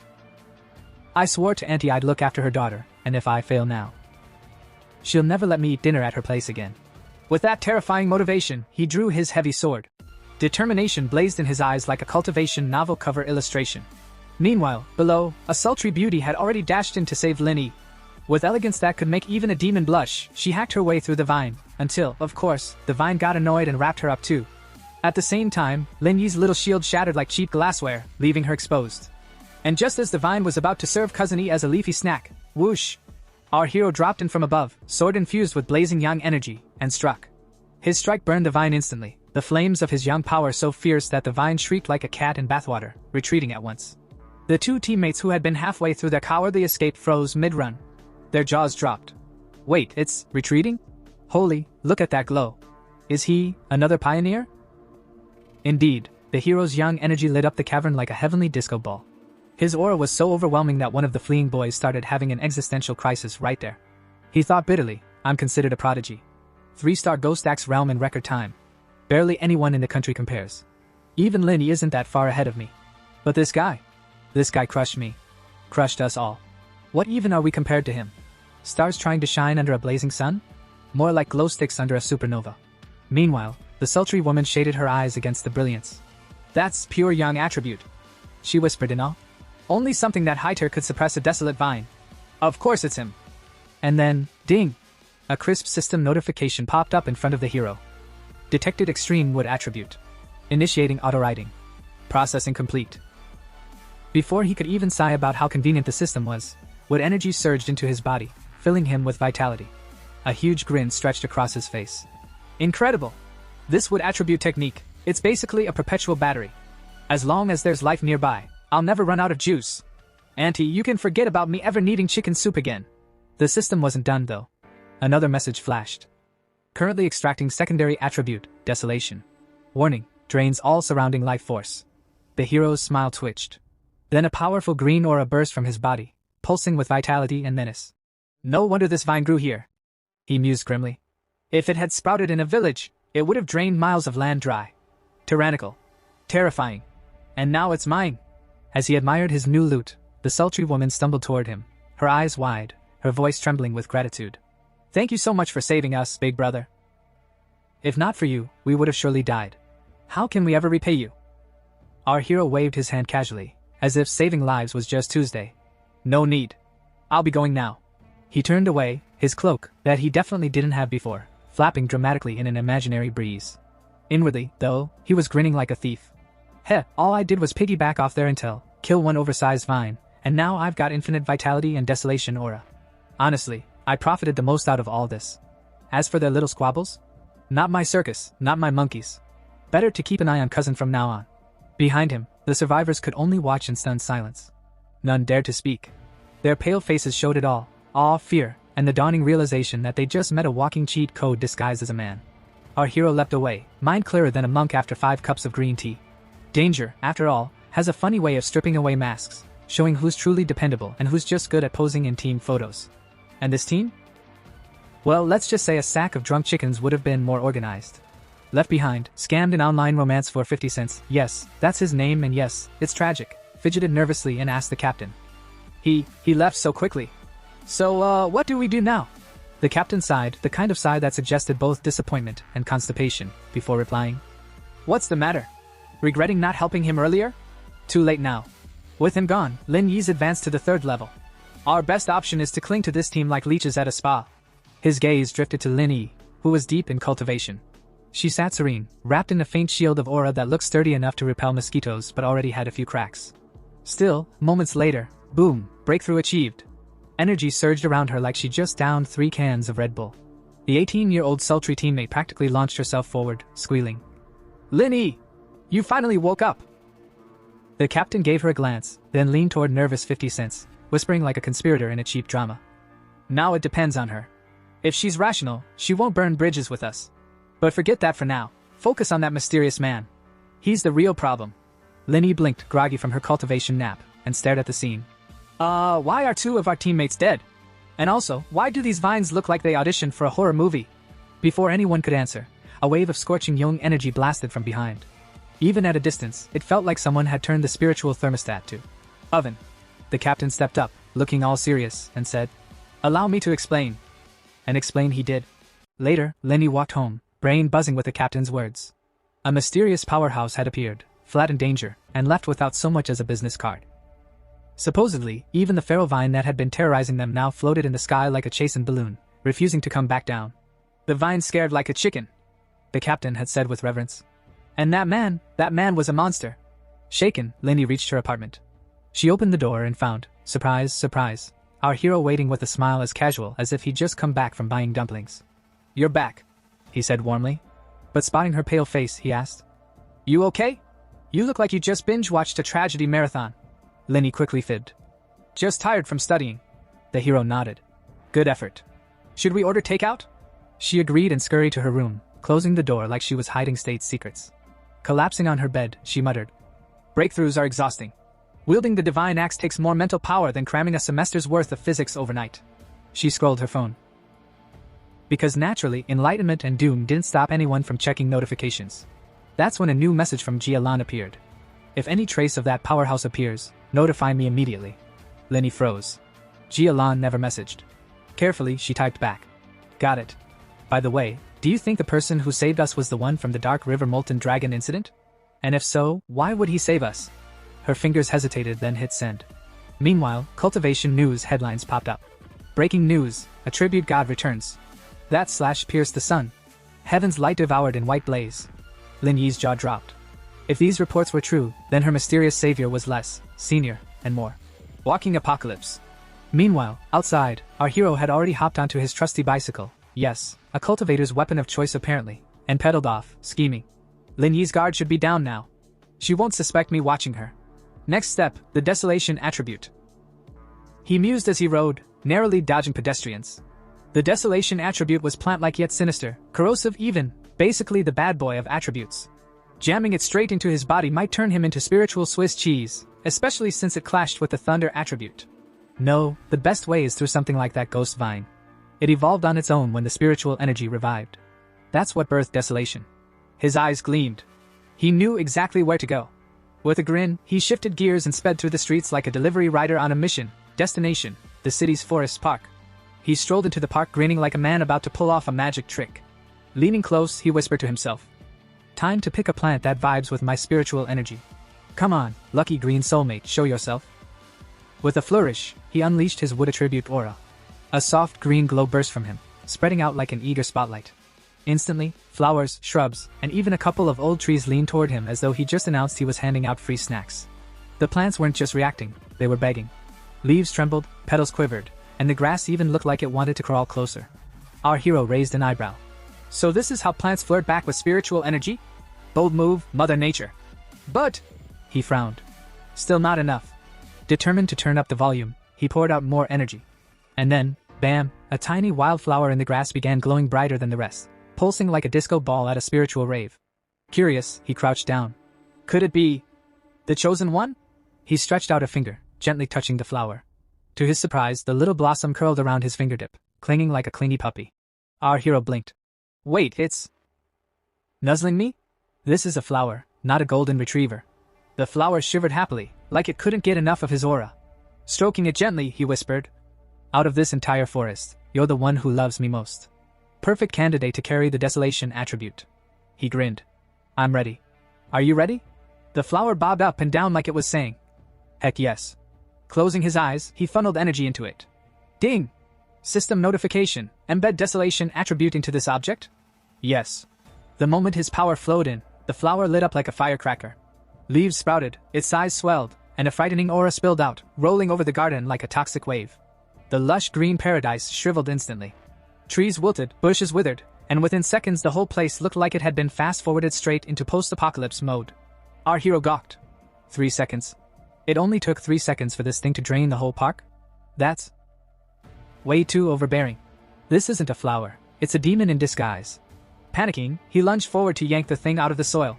But just as quickly, he froze. Wait, if I keep this up, the Spirit Energy Association will be on me faster than loan sharks on payday. This is the city center. Of course it's crawling with surveillance. Still, he ripped it out anyway. Yet even rootless, the flower refused to chill. It kept absorbing energy from everything around like a toddler with an endless juice box. He stared in disbelief. Even without soil, it's still eating? Can it survive like this? But now its greed was oddly tender, like gentle sipping instead of crazed slurping. He smiled faintly, stroking its leaves. Unbelievable. Just a wildflower before, but now, after embedding an attribute, it's evolving. Like I've unlocked its Pokemon evolution stage. Then, flash! Blinding light flooded the area, and a siren wailed. Warning, warning, abnormal value exceeded. Warning. Our hero's grin froze. Crap. He clenched his jaw. They noticed. Time to run before I end up as Exhibit A in some research lab. Without another thought, he bolted out of the park at full speed, clutching the overpowered flower like a man making off with stolen treasure. Meanwhile, alarms blared across the city. Inside the Reiki plant research department, chaos erupted. Scientists spilled their coffee, slapped on their wristbands, and scrambled into protective suits. Abnormal value skyrocketing! One technician shouted. What the heck happened out there? The head researcher slammed the desk, voice booming. Seal the park immediately! Nobody enters. Nobody leaves! Within minutes, a whole squad in white hazmat suits was charging toward the scene. The moment they arrived, one of the researchers checked his instrument, and his face turned the color of spoiled tofu. This is terrifying, he stammered. Earlier at King Cheng's North Gate, the readings had spiked at 810. When they encountered the Dark River Molten Dragon, it had barely hit 25. But here... Exactly! Another member cut in, his voice shaking. Once spiritual energy concentration hits 10, the military usually storms in with tanks and heavy artillery. And this park? It never even came close to 10 before today. Every member clutched a device that looked like a love child of a Geiger counter and a selfie stick. One of them jabbed a probe into the soil and muttered, bewildered. Strange. Humidity, normal. Ground moisture, normal. Sunlight, also normal. Radiation levels? Nothing unusual. But these plants. He bent down, staring at the shriveled grass. It's like their life force was vacuumed out in seconds. The group exchanged uneasy glances. Someone whispered the question that was sitting in everyone's throat. What kind of attribute could do this? Before anyone could answer, a man sprinted over like he'd just seen his ex with someone richer. His face was pale as death. Don't move forward. Don't touch it. This is the desolation attribute. The word detonated like a grenade. Faces blanched. Knees wobbled. One poor intern nearly fainted. Desolation attribute? Someone croaked. What's that supposed to mean? The team's old professor, beard flowing like he'd stepped straight out of a cultivation painting, cleared his throat dramatically. You've all heard the legends of the sky-hanging vines, haven't you? Every pair of eyes froze. Someone muttered in horror. You don't mean the demonic vine? The one that was classified as an A-level mutation? The professor nodded grimly. Yes. Because of its extreme danger, it was given A-rank status. Countless explorers entered its domain, only to vanish without leaving behind so much as a tooth. Its true terror lies in this attribute, desolation. It drains the life from everything around it. That is the nightmare we face. The word sank in like a bucket of ice water.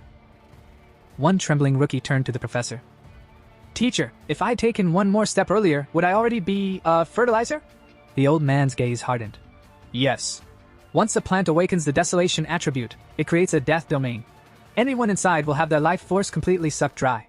I've read the records. In Kong City's ancient tree zone, one decay tree corrupted the entire forest into a forbidden wasteland.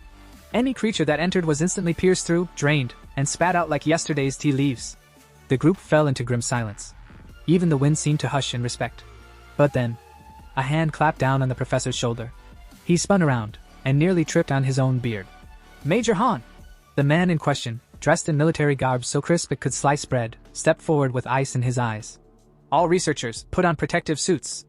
Follow us into the contaminated zone. Soldiers rushed in, handing out masks and hazard suits like it was Black Friday at the Apocalypse Mall. They combed the forest, scanning every corner. No trace of the desolation source here, one soldier shouted. Could it be moving? Another muttered nervously. Weren't we told only the vine could? Before panic could spiral, another voice cried out. The desolation aura is decreasing. It's already dropped to 25. Meanwhile, at the forest's heart, Major Han and Su Qinging weren't wearing protective gear at all. Cool as cucumbers in a freezer, they knelt, pressing their palms to the soil. Their spiritual energy spread underground like a radar sweep. It led them to a single spot, then abruptly stopped. Both froze. Su Qinging's voice quivered. That place, that's where. Enough. Han cut her off, his tone grave. Someone dug it out. The researchers gasped. Someone whispered. Dig it out? Impossible. No one survives touching a desolation plant. Han's eyes narrowed. He whipped out a device, the screen glowing ominously. Big data analysis confirms this. The same person has appeared at both previous anomaly sites. The screen lit up with an image. A familiar face. Su Qinging stiffened. Her heart skipped. It was him. Han's voice dropped low. This man may be the pioneer you encountered before. His identity must be confirmed. Su Qinging stared at the image for a long, quiet moment, then murmured firmly. Good. That's how it should be. 2 hours later, our hero, blissfully ignorant of the military hunt, sat at home humming while potting a flower. The same flower. He stroked its leaves like a proud parent. My first time raising a flower, huh? Can't just let you sit in a plastic bag. Here's your own little pot. A proper home. The plant sat quietly, now branded with the terrifying desolation attribute. The hero chuckled. You're my most reliable helper now. And with that plain face of yours, nobody will ever suspect you're secretly the grim reaper of greenery. His expression turned sharp. In real battles, raw strength is one thing. But hidden trump cards? That's where you win. Ding! His phone buzzed. Caller ID, Old Wang. He blinked. Old Wang? That brat from next door? The one who joined the army 3 years ago and vanished? Memories surfaced. Desks shared since childhood, dumb pranks, fights over snacks. He grinned and picked up. So you finally remembered me, huh? On the other end, Old Wang's cheerful voice boomed. Meet me at the old place. Got a big secret for you. Don't faint when you hear it. Click. Call ended. The hero stared at his phone, scratching his head. What's that guy plotting now? Cut to Old Wang, very much not plotting pranks, standing stiffly at attention in front of Su Qinging and several officers. He reported crisply. Mission complete. He took the bait. But if he's not the target, can you guarantee his safety? He's my friend. The officer beside Su Qinging didn't even blink. Your mission is all that matters. If he's not the one, then treat it like a friendly reunion. Nothing more. Our hero arrived at the little roadside bar his old friend had told him about. It wasn't anything fancy. A flickering neon sign, a smell of cheap liquor, and 2 mismatched stools wobbling like they'd been through several battles themselves. And there he was, Wang Liang, already halfway to the bottom of a bottle, looking like a man trying to drown 3 years' worth of military trauma in one night. Our hero blinked. Well, would you look at that? The goofy Wang Liang I knew actually looks kinda mature now. Life in the army must have been rough. Before he could say anything, Wang Liang, red-faced and slightly tipsy, lifted his glass and sighed the sigh of a man who'd seen things. Possibly his sergeant's ugly underwear. Brother, these past 3 years, I've felt a lot. Life in the army. He trailed off, his expression halfway between wise and wobbly. Our hero chuckled and replied.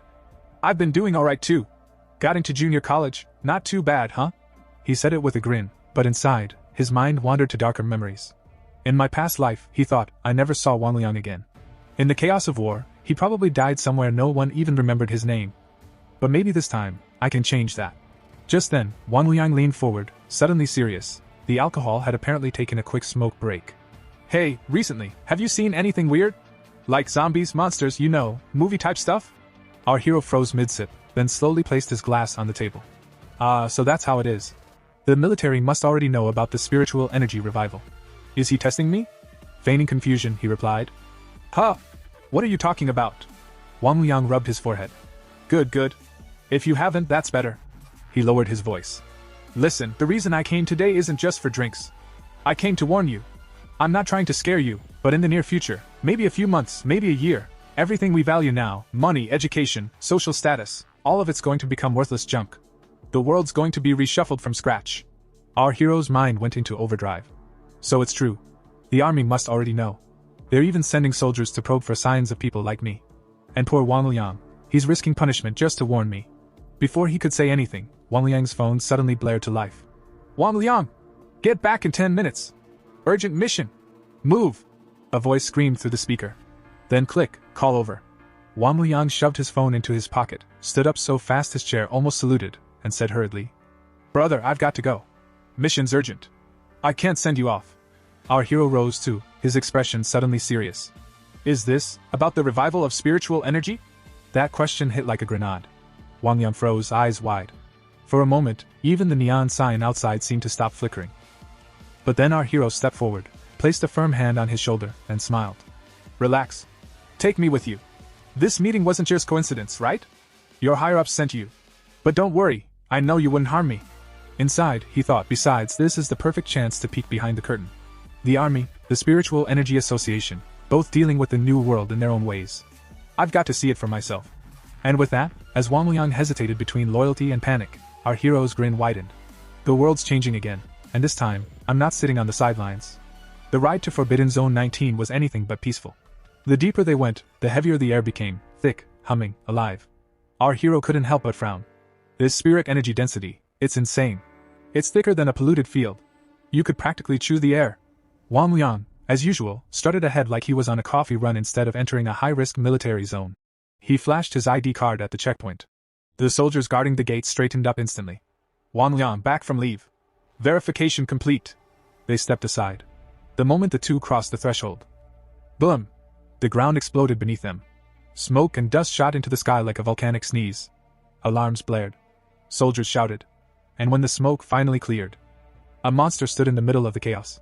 A hulking beast, half flesh, half nightmare, glowing with dark red energy lines that pulsed like molten veins. Soldiers were already engaging it, firing bullets, hurling bursts of spirit power. The creature just roared, and its mouth fired a laser beam. Because apparently, physics had taken the day off. Our hero's eyes went wide. Wait, that's a fusion attribute. A calm yet commanding voice answered from behind him. Correct. Darkness and flame, a deadly combination. He turned to see Officer Jialan, the same woman who'd interrogated Wang Liang earlier. She was all cold authority, crisp uniform, ghost axe insignia gleaming, eyes sharper than a blade. Several soldiers have already been injured.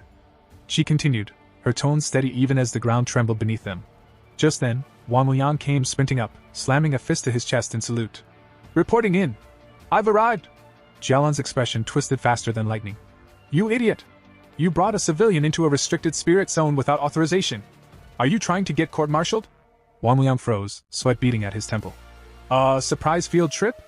Jialan glared so hard he almost combusted on the spot, but after a moment she exhaled sharply. Forget it.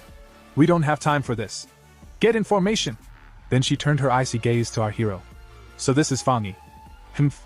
I don't see anything special. Spirit energy response barely detectable. Maybe he's not the one. But she shook her head. Whatever. Since you're here, I'll keep it simple. This is a forbidden zone. From the moment you stepped inside, your life and death are your own problem. And whatever you see here stays here. Understood? Our hero smiled faintly. Crystal clear. Good. Now stay out of the way. Jialan barked out orders. Soldiers moved with mechanical precision. Team Alpha, suppressive fire. Team Beta, spirit barrage on my mark. Two soldiers unleashed brilliant waves of spiritual energy that slammed into the beast. Jialan followed up, drawing her pistol with practiced grace. Bang bang bang. 3 to 4 shots struck the creature squarely, each bullet glowing with runic energy. The beast howled in fury, shaking the entire field. Its aura darkened, flames erupting from its body as soldiers shouted in panic. It's mutating! It's evolving again! Oh great! Our hero muttered. Just what we needed. Pokemon Evolution, Nightmare Edition. The monster lunged, claws flashing, eyes blazing. A soldier screamed. Li! Watch out! But before the claws could strike, Jialan fired again, bullets cutting through the air like meteors. Keep your distance! She roared. Do not let it complete its evolution! Our hero watched quietly, arms folded, even as chaos erupted around him. A disciplined unit. Perfect coordination. Every soldier trusts the others completely. Together, they fight like one living organism. He smiled. Beautiful. But this isn't enough. Suddenly, his expression darkened. Everyone, fall back! He shouted. You can't fight that thing head-on! But it was too late. From the beast's body burst a violent wave of purple energy, exploding outward like a shockwave of pure death. Jialan's voice cut through the roar. Raise the alert level! Forbidden zone mutation level, Gamma! No retreat authorized! The soldiers braced themselves. The creature, now fully mutated, loomed like a demon out of legend. Jialan shouted. Careful! The Hellhound has completed fusion, darkness attribute fully integrated. Our hero's heart seized. Wang Liang was standing right in front of it, frozen in terror. Wang Liang! Move! Jialan screamed. But he couldn't. His body refused to obey. Our hero clenched his fists, lightning flickering around him like angry fireflies. Damn it! The beast roared and swung its claws. Wham! Wang Liang was sent flying, crashing to the ground near our hero. Blood splattered across the dirt. Wang Liang! Our hero dropped to his knees beside him. His friend coughed violently, blood staining his lips but a faint grin on his face. Don't worry about me. I just reinforced the restraining collar with my spirit energy. He coughed again. We, the soldiers of Forbidden Zone 19, don't back down. Seeing his friend broken and still trying to stand, something snapped inside our hero. Lightning roared to life around him, the air crackling with fury. His calm smile was gone, replaced by raw determination. The battlefield was chaos, explosions, smoke, and the unholy roars of the mutated hellhound tearing through the air. Officer Jialan barked her orders with a voice like steel. Everyone! No matter what it takes, whatever tactics or methods, even if it costs us our lives. But before she could finish, a streak of blue lightning shot past her. ZZZZTT. Her words caught in her throat as her hair whipped in the sudden wind. Wait, what the HEY? What do you think you're doing? Our hero didn't answer. He was already gone, a blur of crackling light charging straight toward the beast. The soldiers barely had time to blink. Is he insane? One shouted. He just ran into a Class B monster alone. But our hero wasn't insane. He was furious. Lightning coiled around his arms like living serpents, his eyes blazing like thunderclouds ready to burst. His rage crackled in the air, sharp, electric, unstoppable. You hurt Wang Liang, he thought, and for that you pay. He dashed forward, leaving scorch marks in his wake, and roared. You're far too arrogant. Time to shatter that pride of yours. The hellhound roared back, its molten red eyes flaring with hatred. It swung its claws, slicing through the air, each strike powerful enough to tear steel apart. But our hero? He vanished. In the blink of an eye, he was already behind the beast. Lightning danced across his fingertips, gathering, condensing, howling to be unleashed. Divine thunder, he whispered, voice low and dangerous. Descend! The explosion of lightning that followed lit up the entire zone. Boom! Thunder roared across the battlefield as the hellhound's massive body was sent crashing into the ground. The shockwave tore through the earth, hurling dirt and debris high into the air. Even the soldiers had to brace themselves to avoid being thrown off their feet. When the dust settled, the creature lay half buried in a crater, still twitching, electricity sparking across its charred hide. Silence. Absolute silence. A young soldier's voice trembled, breaking the stillness. Was I seeing things? That was a Class B mutation, right? Even Officer Jialan couldn't take it head on. No one answered. Jialan herself stood frozen, standing beside the battered Wang Liang, her sharp eyes wide with disbelief. Wang Liang, half conscious, managed a shaky grin. Officer, don't tell me my brother is actually... Jialan cut him off, her voice tense, almost reverent. Yes, none of us saw wrong. She exhaled, eyes locked on the figure standing amidst the smoking crater, lightning still crackling around him like a god descended from the storm. He truly is, the tyrant we've been searching for. The battlefield was quiet now, eerily quiet. The massive beast that had terrorized Forbidden Zone 19 lay sprawled across the shattered ground, its charred body twitching weakly, refusing to accept its fate. Even half dead, it tried to rise again. Our hero stared down at it, eyes cold, voice steady. Still not dead? Then I guess we'll do it the hard way. He turned slightly. Officer Jialan, Old Wang, both of you fall back. From a distance, Jialan's heart tightened. A B-level mutation, and he's handling it solo? Normally we need an entire formation, coordinated spirit cannons, and at least 3 noble sacrifices. Her jaw clenched as she watched. This isn't just power. This is mastery. The pinnacle of the thunder attribute, maybe even the top across the entire Xia kingdom. If spiritual energy ever fully revives, what kind of monster will he become? Up ahead, our hero slowly raised his right hand. The air trembled. The sky darkened, clouds twisting into a colossal vortex. Lightning gathered above like 1,000 dragons preparing to strike. Crack, boom! Thunder roared as a storm of blinding lightning tore through the heavens, slamming down onto the beast. The entire zone lit up like day. The creature shrieked once, and was no more. Jialan's breath caught. Her chest tightened with awe and dread. He truly lives up to the title. Tyrant. That name suits him perfectly. As the storm faded, the soldiers stood frozen, staring at the smoking crater where the hellhound had been. One soldier swallowed hard. I think my neck just went cold watching that. Another trembled. Why does lightning feel 100 times scarier than darkness? I could handle corrosion, but that? Nope. I'm out. Then, slowly, the hero turned around, calm, unbothered, hands in his pockets like he hadn't just nuked a B-class monster. Wang Liang came running, face full of relief and disbelief. The hero grinned and gave him a thumbs up. Wang Liang, I did it. Wang Liang let out a shaky laugh, eyes misty. You bastard. You scared me half to death. He ran up and slapped his friend's shoulder. I never imagined my big brother would turn out to be this much of a monster. The hero smirked, brushing off the hit. Oh? I hit the dog and you hit me? That's how we're doing things now. Sorry. Wang Liang scratched his head, embarrassed. I actually suspected you were a pioneer. Orders from the higher-ups. I had to bring you in. The hero chuckled, placing a hand on his shoulder. What? After 3 years, you're talking like we're strangers. You think I don't know you by now? Before Wang Liang could reply, a familiar voice spoke behind them. Fani. They turned. Officer Jialan was walking toward them, uniform slightly scorched, eyes sharp as ever. She extended a gloved hand toward him.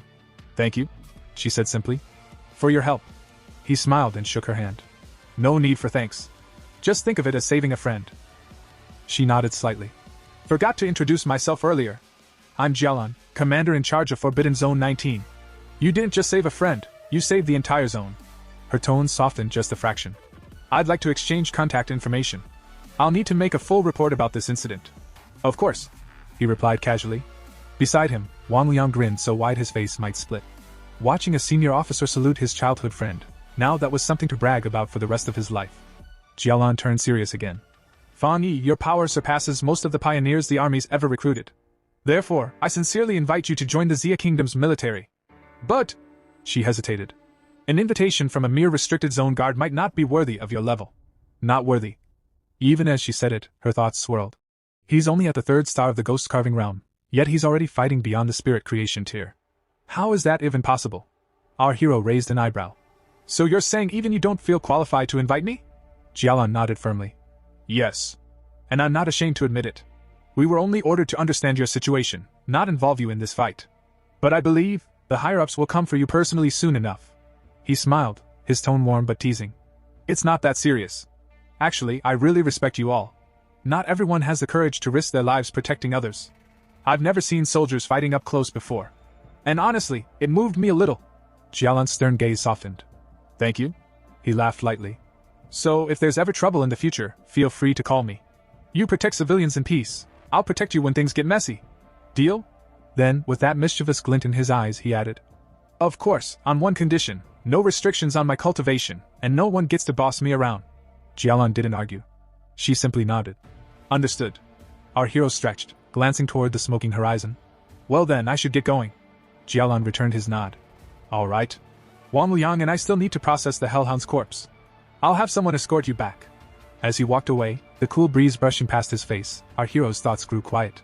So that's the army's true role, stationed in these dangerous, energy-rich regions. Both to train in the densest spirit zones, and to stand between humanity and the chaos beyond. He smiled faintly to himself. Not bad. The world really is changing. Meanwhile, Jialan turned toward Wang Liang, her expression thoughtful yet grave. Your friend, she said quietly, can no longer be described as just not simple. What we saw today, that was only the tip of his iceberg. And even that fragment alone was enough to leave the rest of us far behind. Her eyes lingered on the battlefield's remnants, scorched earth, lingering sparks of thunder essence still crackling faintly in the air. To rise as such a powerful pioneer in so little time, that takes more than talent. It's fate, courage, and an iron will. He lacks none of them. Beside her, Wang Liang chuckled, his usual grin returning. Officer, in that case, can't we just increase our offer? If you don't think you're the right one to recruit him, then let me, his childhood friend, handle it. Jialan smirked and pressed her palm against the top of his head. All right, you brat. Less talking, more cleaning. Come help me handle the aftermath. Yes, ma'am, Wang Liang replied cheerfully, already rolling up his sleeves. That night, the story shifted to our hero's apartment. He sat cross-legged in the dimly lit room, lightning-shaped sigils faintly pulsing along his arms. His breathing was calm, but within, spiritual energy surged like a rising storm. He reflected silently. My identity may have been exposed, but I only revealed my thunder attribute. Judging from their reaction, that might not be a bad thing. If anything, I've confirmed something important. Thunder is rare. Perhaps even unique. And it directly restrains the darkness attribute, the military's greatest concern. They won't suppress me. No, they'll try to win me over. Influence, access, resources, all the paths to power will open. Now I understand the balance between the army and the Spirit Kai Association. The Night Watchers, blades hidden in the dark, are the nation's shield. The association, though, are the quiet hands that sweep the cities clean, ensuring civilians can live peacefully. Both are necessary. He paused, his gaze steady. The restricted zones, they're not just defenses. They're also gateways, signs that the world's spiritual energy is awakening again. The government is buying humanity time. Time to adapt. Time to survive. As he cultivated, the air around him began to tremble. Spiritual energy poured into his body in torrents, converging into his core. A bright current of lightning surged through his veins. He clenched his fists, feeling the explosive power building within. A grin tugged at his lips. As expected of a spiritually rich forbidden zone. Even after absorbing the desolation attribute, I wasn't close to breaking through. But now, I can feel it. My core is overflowing. The moment's here. Outside, the night sky suddenly lit up. Across town, Linny was strolling through the market, arms full of groceries, humming to herself. Why hasn't my cousin come back yet? If he had, I'd definitely make him try my cooking. But her words died on her lips as she looked up. A blinding pillar of light was shooting skyward from the direction of her cousin's apartment. Spiritual pressure washed over the streets like a tidal wave, shaking the very air. Her eyes widened. That aura, someone's ascending! The realm of ghost carving, no, wait, this power. A thunderous boom echoed across the city.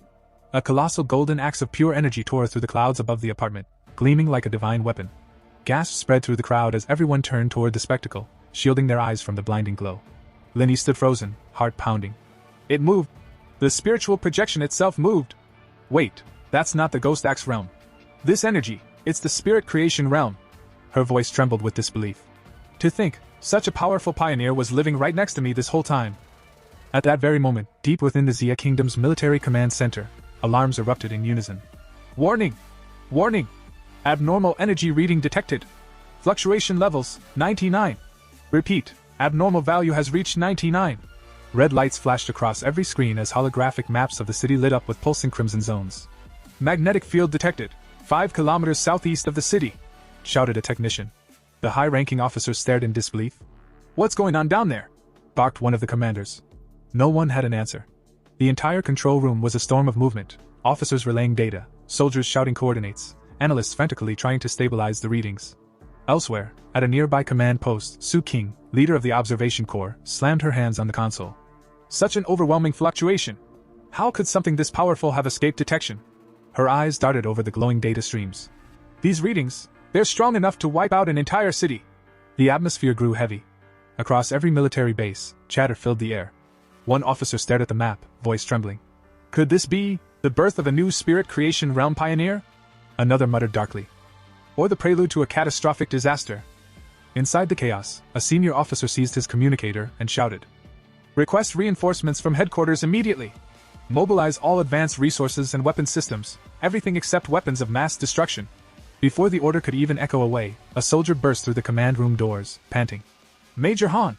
The alert's been lifted. Everyone turned toward him at once. What? Han demanded.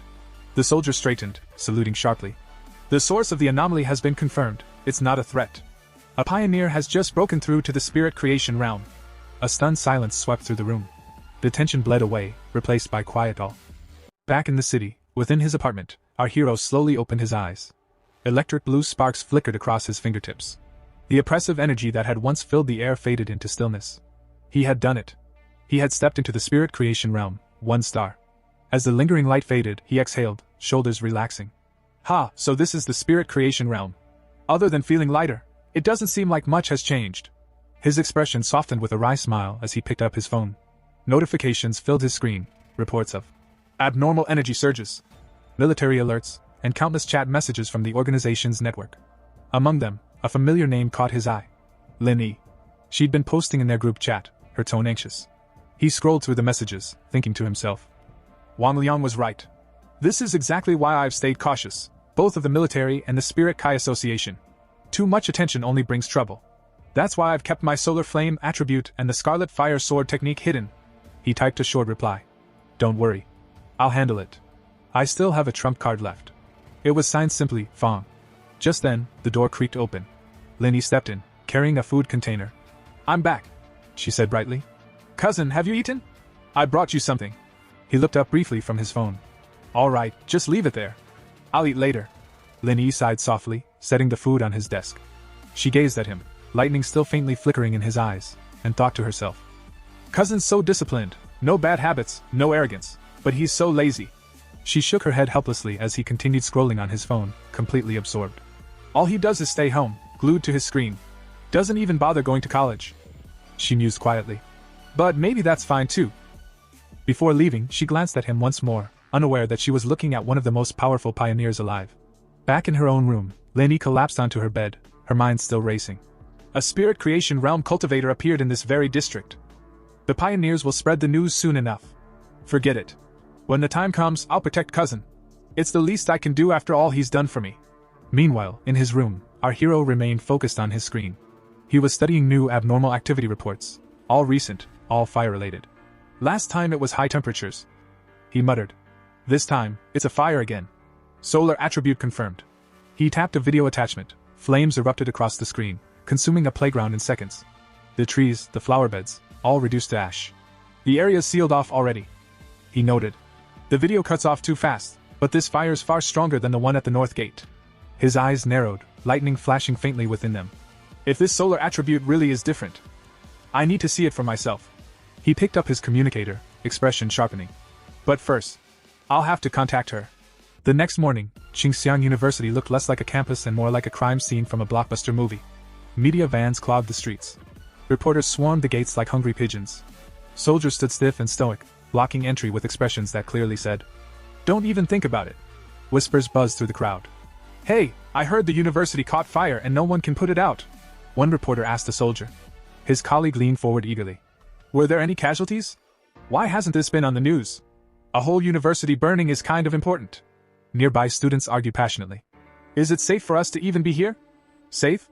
Brother, even the grass inside is probably on life support. I told them to ban flammable materials on campus. No one listened. And then, the crowd fell silent. A soldier at the gate stiffened, saluted, and swung the gate wide open. Because Jialan walked in. Beside her walked our hero. Instantly, jaws dropped. Who are they? They look important. Why can't we go in? But that random guy can walk in like he owns the place. As the doors opened, the blazing inferno inside came into view. A swirling sea of golden flames devouring everything in its path. Our hero stared at the fire, eyes wide. Burning like this. Is this a fire from heaven? Jialan nodded, completely calm as if they were discussing the weather. Yes. That's the official classification. Appears without warning, impossible to extinguish, and it only stops once it's consumed whatever it desires. Very poetic, very deadly. Then she looked at him. Fan Yi, I need to meet the principal. Will you wait here or come with me? I'll stay here. He replied. Jialan gave him a meaningful look. Be careful. We'll regroup later. And with that, she left. The area was deserted, cordoned off with barricades and warning signs. Our hero crouched, touching the scorched ground. Cold. Completely cold. No lingering energy, no remnants of heavenly fire chi. I thought I might be able to collect some. Too optimistic. Just then, a startled voice rang out. Fan Yi? Is that really you? He turned. Chu Qingli. Beside her stood her friend, a girl with glasses, a pointed chin, and the personality of a malfunctioning loudspeaker. She jabbed a finger at him instantly. Hey, is that him? The ex-boyfriend you told me about? The guy who only made it into a community college? She burst out laughing, slapping Chu Qingli's shoulder like she was trying to dislocate it. Brother, I understand now. You still have feelings for Qingli, don't you? But please, look at reality. Look at yourself. Do you honestly think you stand a chance? Our hero blinked slowly. Lingering feelings? For her? More students gathered, sniffing drama like sharks sensing blood. Isn't that Chu Qingli? Who's that dude with her? Probably another desperate admirer. He doesn't even look like he's from our school. Security needs to do their job. Why are random people just walking in? The glasses girl marched right up to him, finger practically touching his nose. Qingli is our university's goddess. Defending angel. Campus belle. Whatever you people call it. She has suitors lined up from the gate to the cafeteria, all better than you. So leave. This place isn't for you. She huffed, eyes narrowing suspiciously. And we're under lockdown. So how did you get in? If you can't explain yourself, I'll report you to security. Chu Qingli looked conflicted. Didn't he swear he'd never regret breaking up? Then why is he here? Is he chasing me again? Before the drama could escalate, Jialan returned. Her presence hit the crowd like a pressure wave. Students fell silent. Even the loudspeaker girl's fingers slowly drifted downward like a defeated antenna. Jialan raised an eyebrow. Fan Yi, are these your friends? He shook his head calmly. No. Just high school classmates. Not friends. Jialan nodded, a faint smile playing at her lips. Ah. I see. Just classmates, not friends. She then turned her gaze to Chu Qingli and the glasses girl. Her expression became ice. The two girls froze instantly. One thought flashed in both their minds. This woman, who is she? Why is she speaking so casually with Fan Yi? Then Jialan stepped beside him. I finished speaking to the principal. The situation with the heavenly fire is far more complicated than expected. He wants us to investigate the exact point where the fire first emerged. She looked at Fan Yi seriously. And since your current identity is that of a specially invited military consultant, you'll need to accompany us. Fan Yi nodded. No problem. Just then, a thunderous command echoed from behind them. Everyone step back. During the fire lockdown, no one is allowed anywhere near the playground. The firm voice cut through the noise. The crowd instinctively turned, and froze. Standing there was the university principal himself. A wave of gasps rippled through the students. Chu Qingli's pupils shrank, her face stiffening as disbelief flooded her mind. The principal, here? They say he's busier than a dragon, seen once in a lifetime. Even vice principals struggle to meet him. And he never smiles. Ever. Her gaze flicked unconsciously to Jialan and Fan Yi. Could it be? Did he come because of them? Beside her, the girl with glasses curled her lips into a smug grin and whispered. Heh. The principal actually showed up. Maybe he's here to arrest those two intruders. But the next second, the principal walked straight past everyone. Straight toward Fanny. He stopped in front of him, extended his hand, and smiled. "Hello? You must be Advisor Fong," he said warmly. "The Officer Jai recommended you to me." The principal's tone turned sincere. "These past few days, the university has been plagued by abnormal incidents. I've been deeply worried the fire might endanger our students. It's a great relief that you're here." He paused, then lowered his head slightly. "The matter of the playground. I'll be counting on you." The bow wasn't deep, but it was unmistakably respectful. The security guards reacted instantly. "Everyone, please return to your dormitories. There's nothing more to see here. Disperse at once." The crowd was ushered away, but the shock lingered. Chu Kingli stood rooted to the ground, her mind blank. The students nearby erupted into hushed chaos. "Did you see that?" The principal bowed to him. At his age? To someone that young? No wonder he could walk straight into campus. That kind of treatment. Someone scoffed softly. "Earlier, who said he was just Chu Kingli's ex?" Ridiculous. Even if she chased him, there's no way she could catch someone like that. Another voice chimed in. "Did you notice? He didn't even look at the campus bell once." Chu Kingli's fingers clenched. She couldn't move. She couldn't breathe. Ahead, Fang Yu walked alongside the principal and several military officers as they moved deeper into the restricted area. As they walked, the principal explained gravely. "After the golden light at the academy's north gate dissipated, we thought the situation had stabilized. But a few nights ago, one of the playgrounds suddenly ignited. Fire trucks were dispatched, but the flames couldn't be extinguished. Fortunately, it happened late at night. No students were present, and we sealed off the area immediately." His expression darkened. One playground catching fire could still be dismissed as coincidence. But then the second, the third. "I personally witnessed flames falling straight from the sky. Scarlet fire floating in midair for no reason at all." He exhaled slowly. "The other playgrounds eventually went out. Only this one never did." They stopped. Ahead of them, a playground burned like a living furnace. Golden red flames roared, warping the air itself. The choking stench of burning rushed forward. Fan Yi's eyes narrowed. "This basketball hoop?" he asked calmly. "Is it the initial ignition point?" The principal nodded heavily. "Yes. Only here. The fire has never once gone out." At that moment, Jialan stepped forward and took out a small, palm-sized device. Seeing it, Fan Yi raised an eyebrow. "What's that?" she replied seriously. "An abnormal spiritual power detector. Think of it that way. If the threshold exceeds 10, ordinary people must be kept away. Human life is fragile. For normal civilians, anything above that level is already a natural disaster." The device beeped. A number flashed on the screen. 60. Jialan's face drained of color. "This is far too high. This won't do. If this continues unchecked, not only Qingxiang University, the entire city will be affected." Her voice turned urgent. "We must immediately dispatch 3 Ghost Acts and 3 2-star soldiers, plus 7 Ghost Acts and 2 3-star soldiers, to form a suppression array. We need spiritual power of the purest kind. Cultivators with the most solid foundations." As she spoke, the principal suddenly noticed something. His gaze snapped forward. Fan Yu was already moving. Without hesitation, he vaulted over the chain barricade surrounding the playground. Straight toward the flames. "Advisor Fong! Advisor Fong!" Both Jialan and the principal shouted at once. Too late. The fire swallowed him whole. He stepped directly into the inferno. The detector shrieked. The number jumped violently. 60-110. Jialan's breath caught. "It's rising, again! 110! Her voice trembled. "This threshold already qualifies as an S-level anomaly." He went in alone. "What do we do now?" She tried to rush forward. But the flames suddenly surged outward, releasing a sinister, oppressive aura that slammed into her like a wall. She was forced back. Jialan stared ahead, horrified. How could he dare enter alone? Even the strongest war king of the restricted zone wouldn't attempt this so recklessly. Meanwhile, Fan Yi advanced steadily into the heart of the blazing inferno, walking straight toward the very center where the fire was erupting. With every step forward, waves of scorching heat crashed against him. As he moved, his thoughts remained calm and precise. "Last time, the Yang attribute shielded me from lightning. Naturally, this heavenly fire can be blocked as well. But while the attribute protects my body, I still can't directly touch the source flame. Nor can I activate techniques within its core influence. That means I must get as close as possible, first." Just as he reached the central zone, the flames suddenly twisted. Fire surged upward, condensing violently into the shape of a dragon. With a deafening roar, it lunged straight at him. Fan Yi's eyes sharpened. He raised one hand and pressed forward, forcibly resisting the raging energy. The moment contact was made, a system notification flashed before his eyes.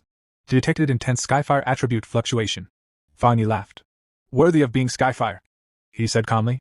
even more violent than the desolate force of death. His gaze hardened. But no matter what, I'm absorbing you. Veins stood out on his forehead as pressure mounted, his body clearly under strain. Then, another notification appeared. Ultimate calculation blade initializing. Compilation in progress. Compilation successful. A smile curved at the corner of his lips. Immediately afterward, a third notification surfaced. You have obtained Skyfire Attribute Technique.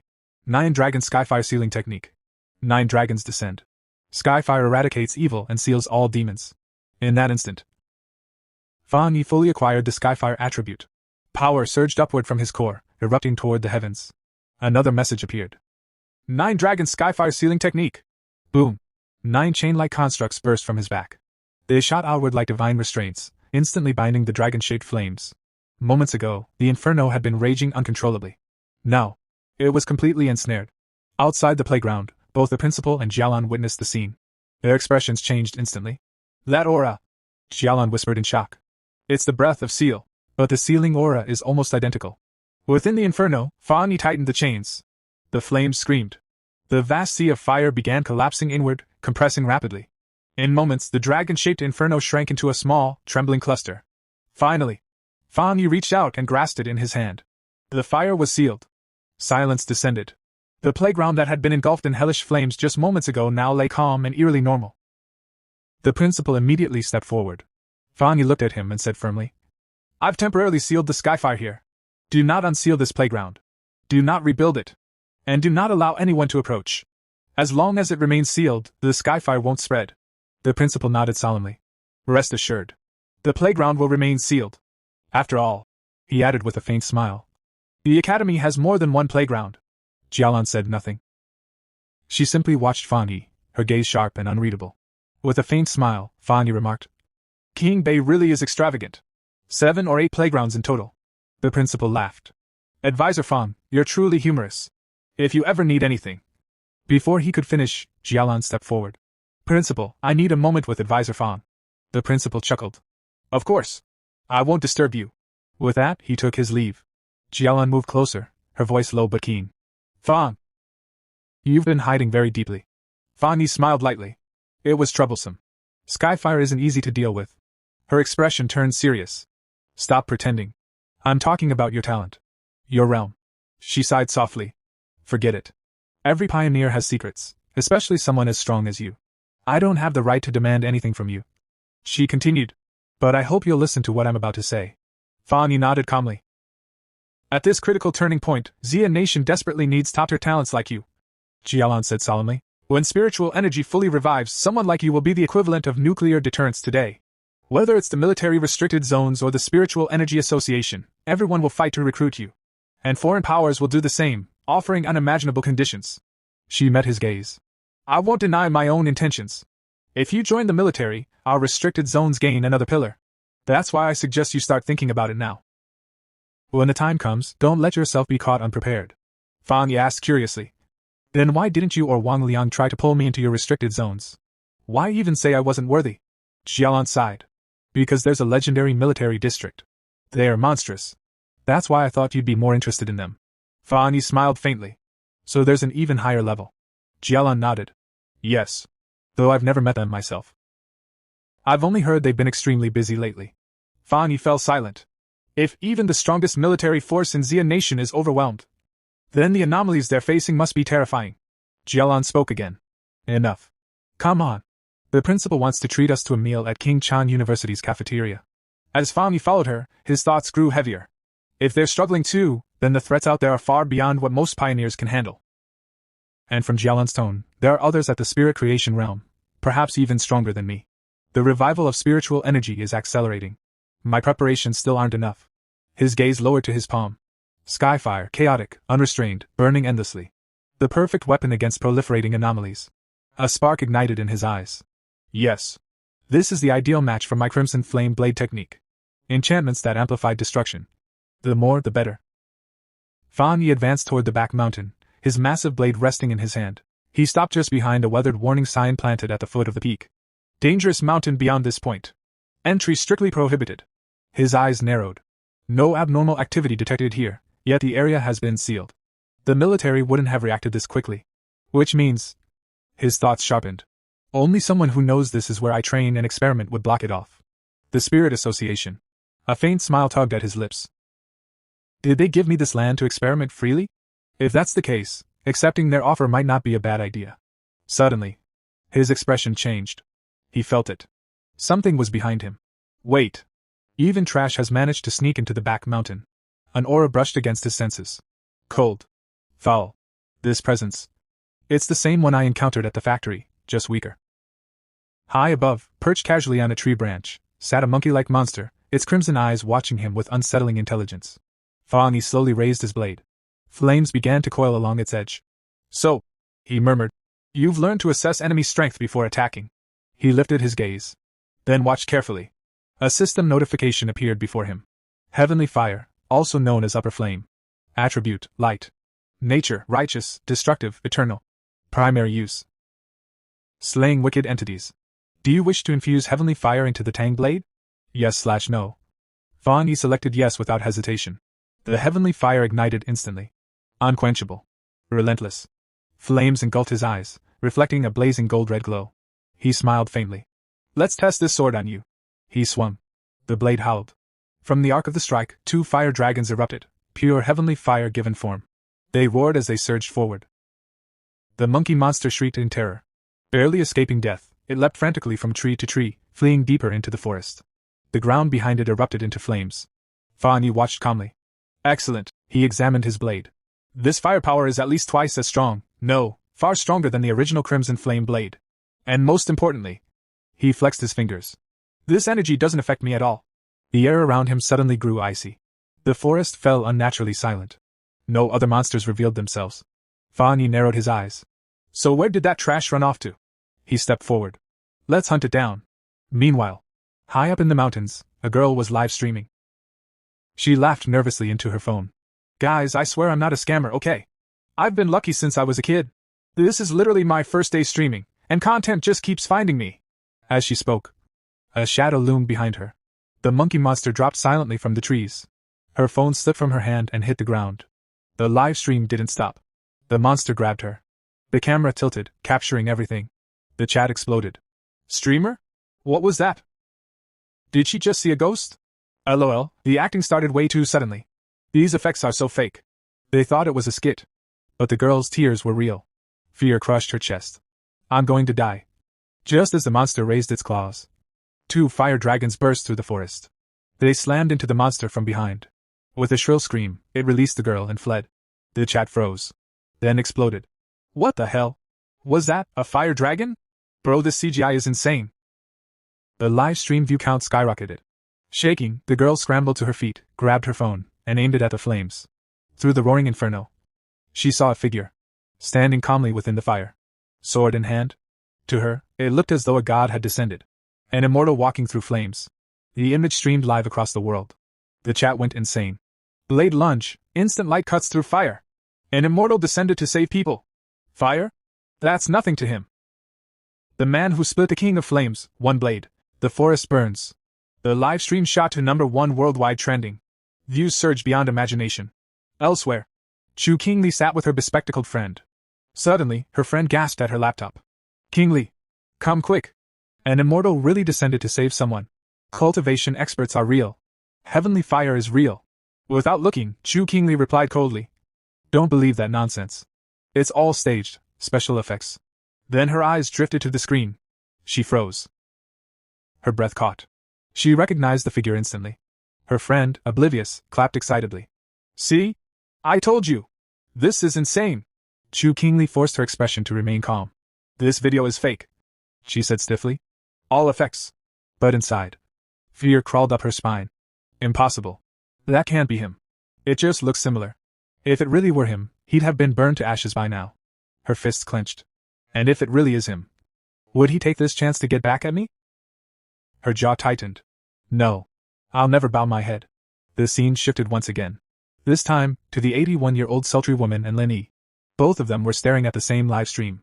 Flames. A blade. A figure standing calmly within the inferno. The sultry woman narrowed her eyes, then turned toward Lin Yi. Doesn't he look familiar? She asked slowly. Like the pioneer who saved us from those vine creatures? Lin Yi's gaze darkened. I was thinking the same thing. she replied seriously. And recently, I found out that a top-tier expert who broke through to the spirit creation realm lives near my place. She paused, then added quietly. Could they be the same person? The live stream played endlessly across screens everywhere. In another place, a young girl leaned toward the boy beside her, eyes shining. Old lie, don't you think that's Fong? She whispered. He looks even stronger now. The boy swallowed hard and nodded. Damn right. That blade swing. It's exactly the same. He grinned with all. We really latched onto a monster-level big shot. The narrative shifted again. Inside the Spirit Association headquarters, a heavy silence filled the hall. Several seniors sat gathered around a long table, expressions grim. The city's crisis is drawing closer, one elder said slowly. And our pioneers are severely understaffed. Others nodded, voices overlapping with concern. Then another senior spoke. I heard the military already held in-depth talks with Fang Yi. At that, Su Qingning immediately spoke up, her tone firm. I trust him, she said without hesitation. He'll definitely help us. Nearby, Jialon leaned back in her chair, murmuring with a mix of awe and disbelief. To reach the spirit creation realm in such a short time. She exhaled. What kind of monster is he? Even anomalies tremble before him. And how many high-level attributes does he even have? At the main seat, Han leaned forward, fingers interlocked. 3, he said calmly. Maybe more than 3. He straightened, his voice steady and decisive. With potential like that, our current threats are nothing more than clown antics. Recruiting him is the only logical choice. Jialon looked up sharply. You mean, the higher-ups plan to approach him personally? Han nodded, but his expression remained cold. Yes. But they're not quite ready to lower themselves yet. After all, every top pioneer before Fang Yi had risen from within the military. Standing up, Han continued as he walked away. Let's see what he lacks. New weapon prototypes. Specialized training environments. All of it can be provided. He paused. And handled the live stream. Every copy. Every trace. Su Qingning lowered her eyes slightly. The entire Spirit Kai circle of Xia Nation is already focused on him. Jialon, meanwhile, smiled faintly. That kid! He really makes you look forward to what he'll do next. The scene shifted again. Inside a hospital room, a badly injured man lay unconscious on the bed. Beside him sat a young woman, holding his hand gently. Teacher, she whispered softly. Xia Nation has a new hope. With someone this powerful appearing. She smiled faintly. Your chances of waking up have improved again. 1 day passed. Morning sunlight filtered into Fang Yi's apartment. He sat at the table, eating breakfast, his thoughts still tangled in yesterday's chaos. That live stream. Who would have thought a streamer would sneak into the back mountain just for clout? What guts. And yet, the video had vanished completely. The live stream. The reposts. Every trace erased. Military, or the Spirit Association. He muttered. Then his eyes flicked toward the door. Wait. Lenny didn't come back last night. She didn't even send a message. His brow furrowed. Even if it was a mission. He grabbed his phone and tried calling her. No connection. Again. Nothing. Outside the service area. His expression darkened instantly. That girl wouldn't be this careless. Unease crept into his chest. This is bad. He stood up sharply. I need to find her, now. The scene shifted again. Deep within the forest. Lin Yi and the 81-year-old sultry woman were trapped. Blood stained their clothes. Their breaths were shallow. Trembling, Lin Yi asked quietly. 81, how long have we been stuck here? The sultry woman shook her head weakly. About 10 hours. I've lost track. Her voice cracked. I'm sorry. I dragged you into this. At first, I thought it was just an ordinary shadow wraith. Lin Yi shook her head firmly. No more apologies. Her gaze hardened. In the end, I'm still not strong enough. She steadied her breathing. Stay alert. Conserve energy. Her thoughts drifted unconsciously. Back to that day. Standing on the street. Looking up into the sky. Watching his breakthrough. That overwhelming presence. That power. If only I were that strong. But before the thought could finish, danger crept closer. A presence loomed behind them. Silent. Predatory. The monster appeared. The moment it saw them, it raised its claws. Lin Yi sensed it instantly. Behind us! She turned sharply. A laser-like beam burst from her hands, slicing through the darkness. One head fell. But then, they saw the truth. The creature's body was covered in heads. Twisted. Fused together. As if countless corpses had been stitched into one. The monster collapsed briefly. The sultry woman trembled. These, she whispered. Are these the people who got trapped here? Lin Yi's expression turned grave. They're no longer human. They've become abnormal walking corpses. She clenched her fists. It's playing with us. It wants to drag us down with it. The severed head dissolved into black fog. The sultry woman's voice grew heavy. Not only are our attacks ineffective, our spiritual energy is being drained rapidly. She looked around in despair. We don't even know where the real body is. It's waiting for us to exhaust ourselves. And then, her voice trembled, toying with us like rats. Black fog churned in all directions, sealing off the forest like a living prison. It swallowed sound, light, and distance alike. Within it, the monster could not be seen clearly, only felt, making it seem utterly invincible. Lin Yi and the 81-year-old sultry woman stood back to back, breathing heavily. Their nerves were stretched to the limit. Neither of them knew how to fight something they couldn't even properly perceive. Then, a red, circular eye opened within the fog. The moment it appeared, it began releasing bubbles that looked like coagulated blood. As they drifted outward, the bubbles burst one by one, transforming into countless tiny, liquid-like eyes that floated in the air, staring at them from every direction. Go to hell, damn creature! The sultry woman screamed, unleashing her attack in rage. Lin Yi's expression changed sharply. It's losing patience. Don't get careless. But the warning came too late. Behind Lin Yi, within the fog, a gigantic eye silently opened. In an instant, she felt it. Countless gazes locked onto her. Her vision warped. Reality fractured. Hallucinations flooded her mind, drowning out all other sensations. A bone-deep terror seized her heart, as if death itself had already decided her fate. From the fog, numerous blackened hands stretched outward, grabbing at her limbs, dragging her down into the darkness. I can't hear 81 anymore, Lin Yi thought hazily. So this is how it ends? Regret washed over her. I was too reckless, too confident.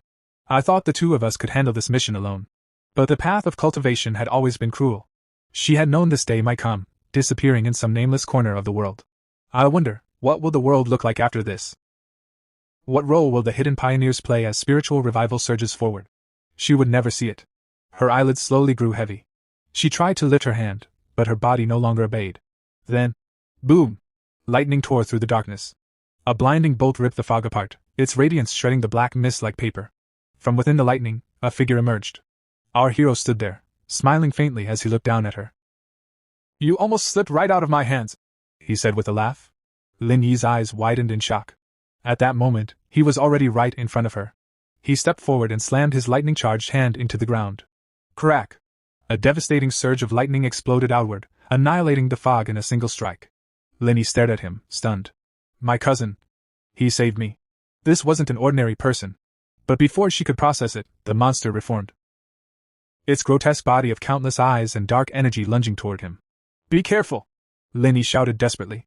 The abnormal's true body is on your right rear side. Our hero merely chuckled. He drew his sword. Perfect, he said calmly. Let's see how heavenly fire handles darkness. With a single swing, flames erupted, condensing into a roaring fire dragon. The blazing dragon crashed into the monster. Roar! Darkness screamed as it burned. Fire engulfed the forest, purging the black fog completely until nothing remained. The abnormal was erased. Not long after, the sultry woman groaned and slowly regained consciousness. Yee, she muttered weakly. Are we already dead? Then her eyes flew open. She stared at the sea of flames around them. Holy crap! What is this inferno? She screamed. Did we fall into hell with the abnormal? Calm down, Lin Yi said quickly. Look carefully, we're still alive. The sultry woman froze, then laughed in relief. We're alive. Her gaze shifted, and landed on our hero. Who are you? She asked cautiously. He sheathed his sword and replied casually. All settled. Finally. And I haven't even had breakfast yet. Then he glanced at Lin Yi. You too. The sultry woman's pupils shrank. She stepped closer, her voice trembling. It's you, isn't it? Back in Manhwa town, at the Death Vines. You were the one who saved us. Our hero smiled helplessly. Am I really that easy to recognize? Lin Yi suddenly stepped forward, stunned. Wait, are you saying the powerful fire tribute master who saved you is my cousin? The sultry woman's jaw dropped. Oh my god! That super expert is your cousin? Didn't you always say he was ordinary? Our hero rubbed his forehead. Then the sultry woman grabbed Lin Yi's arm excitedly. This is the man who split the wasteland with one strike. Forced Uncle Ghost Axe 3 stars to his knees. Even caught Sister Jailin's attention. Lin Yi's thoughts exploded. Fire attribute, lightning attribute, both at terrifying levels. Could he be a dual attribute genius? Wait. Could the spirit creation master in our district actually be him? Our hero cut in. All right, enough. I have a question. He looked at them seriously. You know a dark attribute abnormal can't be handled like a normal one. So why did only the two of you come? Where are your teammates? The sultry woman sighed. Wu Mao fell seriously ill. His family locked him down. Uncle had a harder mission. The rest, we don't always act together. Linny added quietly. This time was my mistake. I thought breaking through to Ghost Axe 3 stars would be enough. Our hero nodded thoughtfully. This team won't last much longer. He looked at Linny. Back then, 81 wasn't satisfied with her teammates. Yet now she defends them. That's loyalty. And you've already sensed what's coming. He paused. Since you both know who I am and I trust you, how about we form a team? But this stays secret. The sultry woman's face lit up. Really? Of course. My lips are sealed. Linny smiled warmly. Thank you, cousin. Tonight I'll cook 2 extra dishes. Just then, her phone buzzed. Sister Gallon messaged me. Extreme Dark Zone mission notification. Collect required items. Dark attribute related. Think carefully before applying. Linny explained. The extreme dark zone lies within Xia Nation's forbidden dark borderlands. The dark attribute there is overwhelming. Even the government hasn't fully explored it. Our hero's expression turned solemn. Then we should try. Ask her what the objective is. 81 scoffed. Sister Gallon never explains. Another message arrived. Objective, withered bloom flower. Reward significantly increased. Danger extremely high. Team required. Then one final message appeared. This mission may involve an S-class abnormal. Death rate extremely high. Only register with strong, reliable pioneers. The story briefly shifted to Gallon. She was walking alongside several military personnel, her expression calm as she typed messages into her communicator. As her fingers moved, she murmured softly to herself. That's enough. A faint smile flickered across her lips. Now let's see whether he chooses to come. Back on the other end, our hero raised an eyebrow as he read the message. Strong and reliable pioneers. That's pretty direct. He muttered. It almost sounded like a provocation. I know you. I know someone like you would be interested. Do you dare to come? He turned toward Linny and laughed lightly. Cousin, looks like she's pointing straight at me. A spark lit up in his eyes. Interesting. This extreme dark zone. He grinned. I'd definitely want to take a trip there. I'll swear, Jailon was typing when 2 young women, clearly her escorts, stepped closer behind her. Sister Jailon? One of them began carefully. Their team. Before she could finish, Jailon raised a hand, stopping her cold. It's fine, she said calmly. If he's a pioneer worthy of Xia Nation's trust, he will come. The bodyguard hesitated, then tried again.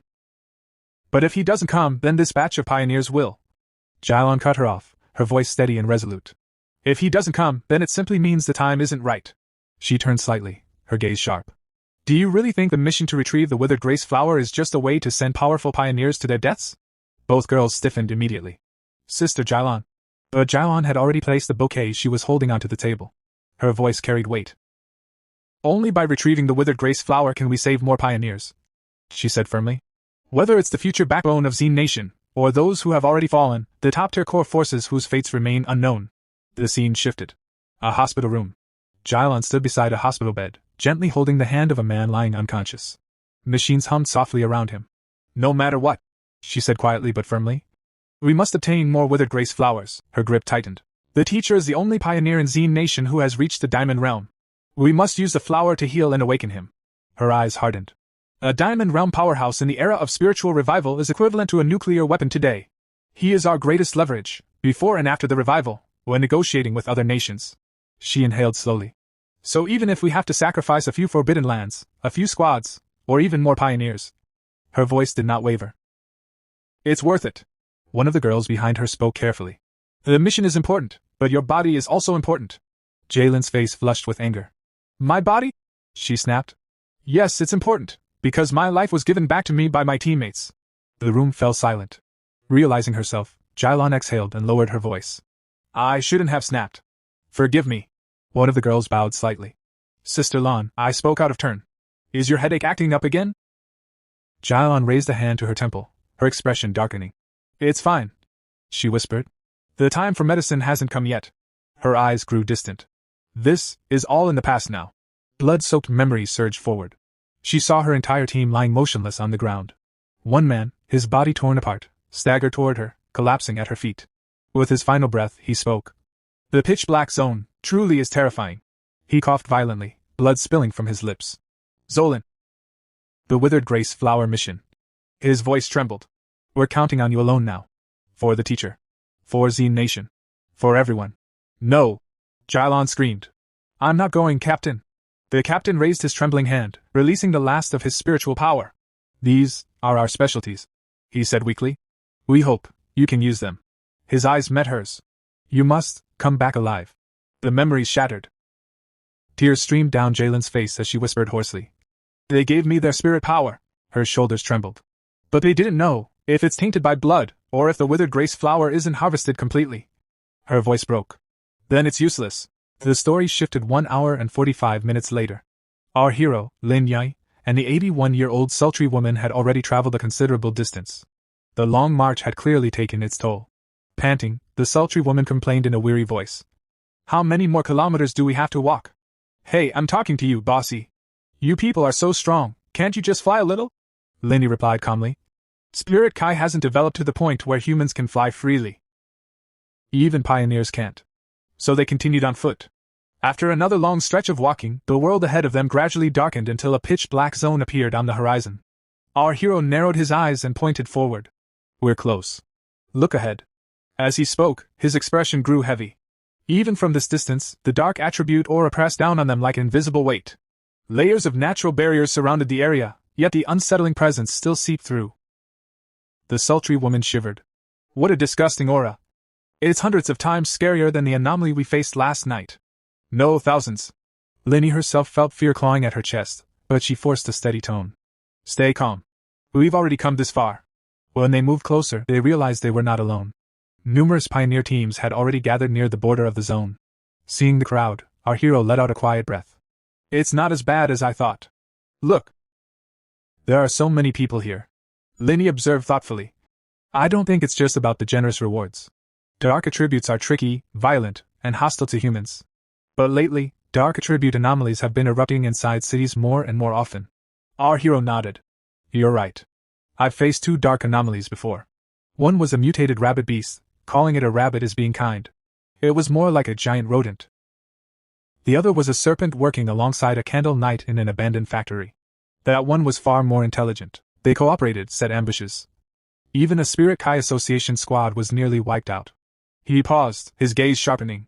The worst part is how cunning they are. They deliberately avoid military border defenses. We don't know how they're doing it, but now anomalies are appearing inside cities more frequently. It's becoming uncontrollable. With that, he stepped forward without hesitation. This journey was no longer optional, it was necessary. As they entered the gathering area, Su Qinging was already there. The moment she noticed our hero approaching, she stiffened and muttered nervously. He came too, and he even brought 2 girls with him. The girl beside her blinked in confusion. Boss, what are you talking about? Su Qinging quickly clasped her hands together and whispered. Amipa. Buddha, please don't let him notice me. Too late. Our hero had already walked up behind her. Captain Su. It's you, right? She turned, forcing a bright smile. Ah, yes. You came to the pitch-black zone too? That's great news. Suddenly, the sultry woman cut in with wide eyes. Great? Who's this girl? Don't tell me she's Yi's sister-in-law. Both she and Lin Yi had completely misunderstood the situation. Su Qinging panicked, waving her hands. No, that's a huge misunderstanding. Our hero sighed. Of course not. She just helps me with errands. Captain Su from the Spirit Kai Association. While they were still talking, another team approached. Their captain looked them over and scoffed loudly. A bunch of bratty kids talking big. Pioneers these days are all so young. No manners. Still joking around here. Do you even know what kind of place this is? I hope you can actually rely on each other once you're inside. The sultry woman immediately flared up and stormed forward. Hey! Watch your mouth, old man. Do you even know who these people are? Before she could continue, our hero gave her a single look. She froze, then instantly calmed down. Walking up to the opposing captain with icy composure, she said, Uncle, mind your own business. Later, it might be you who dies of fright. Just then, a car pulled up. Inside sat Jailon. Whispers rippled through the crowd. Is that Sister Jailon? When she stepped out, the murmurs turned into certainty. Without sparing anyone a glance, Jailon strode straight toward the entrance. The sultry woman whispered, Who is she? Such a grand entrance. Our hero answered quietly. She's the one who will open the gate for us. Jailon walked directly to the portal. In her hand was a crystal. Raising it high, she channeled her power into the structure. A thunderous surge erupted. The sealed gateway burst open, releasing a violent wave of dark energy. The crowd erupted in excited shouts. The gate's open! It's open! From within the portal, thick, sinister energy poured outward, heavy, oppressive, and lethal. Jalen's voice rang out clearly over the commotion. You may now enter. A special reminder, the withered grace flower you collect must be complete and uncontaminated by human blood. If it does not meet the requirements, you will receive no reward. Her eyes swept across the assembled pioneers. If there are no questions, you may begin. Everyone had been waiting for this very moment.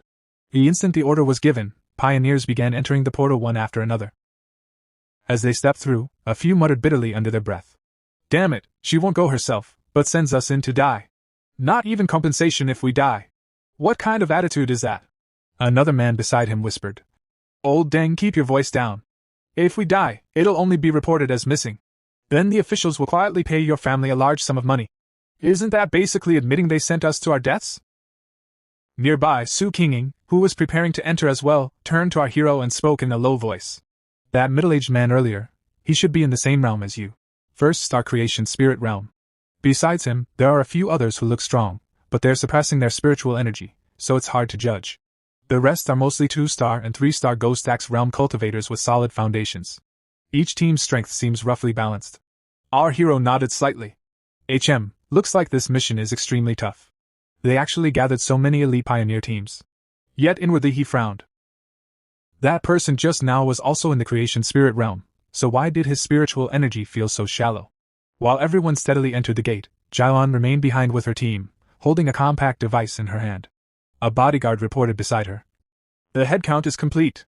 For this extreme dark zone mission, 37 pioneers in the 2-star Ghost Axe realm, 12 in the 3-star Ghost Axe realm, and 3 in the 1st-star Creation Spirit realm. Estimated mission difficulty ranges from B level to S level. Jailon gave a short nod. All of you, head to the monitors. I've prepared everything. Don't worry. The scene shifted to the interior of the zone. Our hero's entire group had already entered, with Su Qinging accompanying them. As they moved forward, the oppressive energy weighed heavily on everyone's nerves. The air itself felt thick, as if breathing required effort. The moment the sultry woman sensed the surrounding aura, her legs buckled. She collapsed to one knee, her face pale. I'm sorry, honestly, I don't think I can be of any help here. Our hero spoke firmly. Stay close. The dark attribute clouds vision and distorts direction. If we don't move together, we'll get separated and lose our way quickly. Su Qinging stepped beside the sultry woman and said gently. It's all right. What you're smelling is the stench of rotting corpses mixed with brain fluid. You're not the only one who feels like throwing up. It's completely normal. As if on cue, the nauseating odor thickened. Already exhausted, the sultry woman began retching. Soon, a few others nearby couldn't hold it in either. Watching them, Su Qinging explained. The dark attribute naturally restrains pioneers. Think of it as a kind of spiritual pollution. The anomalies in the extreme dark zone are also far more active. Generally speaking, a B-level anomaly equals a Ghost Axe realm pioneer, dangerous, but still manageable. An A-level anomaly is equivalent to the creation spirit realm and usually appears in places where spiritual energy riots or gathers, like here. Her expression turned grave. An S-level anomaly can rival the Vajra realm, or even higher. Those almost always result in large-scale disasters. And there's something else you must remember. Dark anomalies in the extreme dark zone receive an additional boost. A B-level outside may rise at least 1 grade inside. Lin Yi supported the sultry woman by the shoulder and said in surprise, I've never heard it explained so clearly before. I understand now. But Captain Su, are you and your team all right? Still uneasy, the sultry woman added. Yeah, haven't you been polluted at all? Su Qinging summoned a small crystal into her palm and gave a faint laugh. You're overthinking it. My teammates and I deal with anomalies like this often. We're used to the stench. Besides, I've been pushing myself recently. I evolved from a water attribute to an ice attribute. She handed the crystal over. The sultry woman studied it and said thoughtfully, Since we're around the same level. Captain Su, did you feel what I felt? The moment I entered the black fog, my spiritual power weakened drastically, worse than my last mission. Su Qinging's expression hardened. Yes. Many experts have already perished here, even military elites above the 1st-star creation spirit realm. That's why we must be extra cautious. Seeing their condition, our hero spoke calmly. I'll move ahead. Hurry and follow. This mission is too important. Lin Yi quickly added, the people in front are already out of sight. Let's tighten our formation. From here on, I'll talk less to conserve strength. Everyone, focus your spiritual power. Don't give the black fog any opportunity. Our hero didn't reply aloud, but a thought crossed his mind as he advanced deeper into the darkness. Strange, my body doesn't feel as uncomfortable as theirs. Maybe the enhanced yang and thunder attributes I cultivated have a natural dispersing effect on dark energy. Or perhaps after advancing to the creation spirit realm, my spiritual power simply became much stronger. Meanwhile, elsewhere in the dungeon, another pioneer team was already locked in fierce combat with the anomalies roaming the depths. Their captain was the same middle-aged man who had mocked our hero's group outside the portal. After cutting down the last monster before him, he raised his blade and shouted, "The anomalies of the extreme dark zone? Is this all they've got, brothers? These withered grace flowers will belong to us. Let those youngsters see what true strength really looks like." His team roared in response as they pressed forward, eliminating everything in their path. "Well done! Keep moving! Don't slow down." At the same time, our hero's team was gradually weakening under the oppressive dark energy. The suffocating aura gnawed at their lungs. Lenny began coughing lightly, and the others weren't faring much better. Seeing this, our hero turned back. His gaze softened for a brief moment. Still so inexperienced, he thought. He reached out and gently patted Lenny on the back. The instant his palm touched her shoulder, a strand of warm yang spiritual power flowed into her body. The chill receded. The nausea vanished as if swept away by sunlight. Lenny exhaled in relief. This feeling, the cold, the dizziness, they're gone. It's like standing under the winter sun. So warm. Truly the power of the creation spirit realm. Fire attributes really are comforting. Ever since I reached 3-star Ghost Axe realm, my connection to attributes has deepened. My wood attribute is good at absorbing excess spiritual energy from plants. Captain Su, your water evolving into ice is rare too. Our hero shook his head lightly. It's not fire. It's yang. Sorry, I didn't explain earlier. I was the one who caused the fires at King Chang's North Gate and the playground, but those were different anomalies. Yang attribute and heavenly fire attribute have subtle differences. Su Qinging blinked in surprise. You're admitting that so casually? Then you already possess 3 rare high-level attributes? Our hero remained silent, though a thought crossed his mind. There's also the desolation attribute, but a hidden card is always useful. Just then, the sultry woman stepped closer, rubbing the back of her neck awkwardly. I haven't broken through to 3-star Ghost Axe yet, so I can't sense attributes clearly. I'm mostly walking the metal path. Great cousin. I promise I won't mess with you again once we get out. Our hero smiled faintly and placed his hand on her shoulder as well. A wave of yang energy flowed into her body. The oppressive darkness loosened its grip, and her breathing steadied. Other teammates watched in curiosity. What are you two doing? Just feeling energy? Our hero then turned to Su Qinging's group. Bring your team here. I'll do the same for them. Su Qinging nodded with a grateful smile. One by one, he infused them with yang spiritual energy. The group's complexion gradually improved, their shoulders no longer weighed down by the suffocating gloom. Just as the last transfer ended, a ripple stirred in the darkness behind them. Our hero's eyes sharpened. Careful! An anomaly's approaching. Su Qinging reacted instantly, striking toward the rear. Dust exploded outward from the force of her blow. Through the swirling haze, a grotesque monster suddenly materialized directly in front of the sultry woman. Watch out! The creature lunged at full speed. A team member shouted. Class A anomaly! Su Qinging unleashed another heavy strike. The blow landed, but the monster dissolved into shadow, vanishing through a dark element skill. Her expression tightened. This was not an easy opponent. Before they could reorganize, zombie-like anomalies began emerging from every direction, surrounding the entire group. Our hero drew his sword in one smooth motion. Watch your footing. Don't scatter. He stepped forward and roared. Move aside! Flames surged along his blade as he executed 3 swift slashes. Arcs of fire cut through the swarm. The zombies ignited instantly, writhing in silent agony before collapsing into ash. When the last ember faded, he turned back. Temporary safety. That wave's gone. Don't be fooled by the number of eyes, you're only dealing with 2 real bodies. His tone darkened slightly. But I didn't expect this. The anomalies here have already evolved to mimic human language. Su Qinging replied grimly. They've devoured too many humans. Learning speech isn't surprising. Even the weakest among them are nourished by the extreme dark zone. Without creation's spirit realm strength, facing them head-on is suicide. Far away, in a hidden observation area, Jialan watched the scene through her device, eyes widening. 1 strike, and 2 A-level illusion beasts were crushed. Even I would have needed several exchanges. Back with the group, they pressed deeper into the dungeon, leaving the scorched battlefield behind. In the center of the formation, the sultry woman sank onto a rock, breathing heavily. Lenny spoke softly. If what Captain Su said is true, we must stay together. Otherwise anomalies could disguise themselves, slip into our ranks, and strike when we least expect it. The others urged gently. Come on, you need to stand. We can't stop here. Our hero observed quietly, unease flickering in his chest. This suppressive aura, it's even stronger than the cat demon and those zombies. Just brushing against it feels like it could burn me alive. Is this the pressure of a higher realm? Breathing itself is becoming difficult. Then he sensed something else.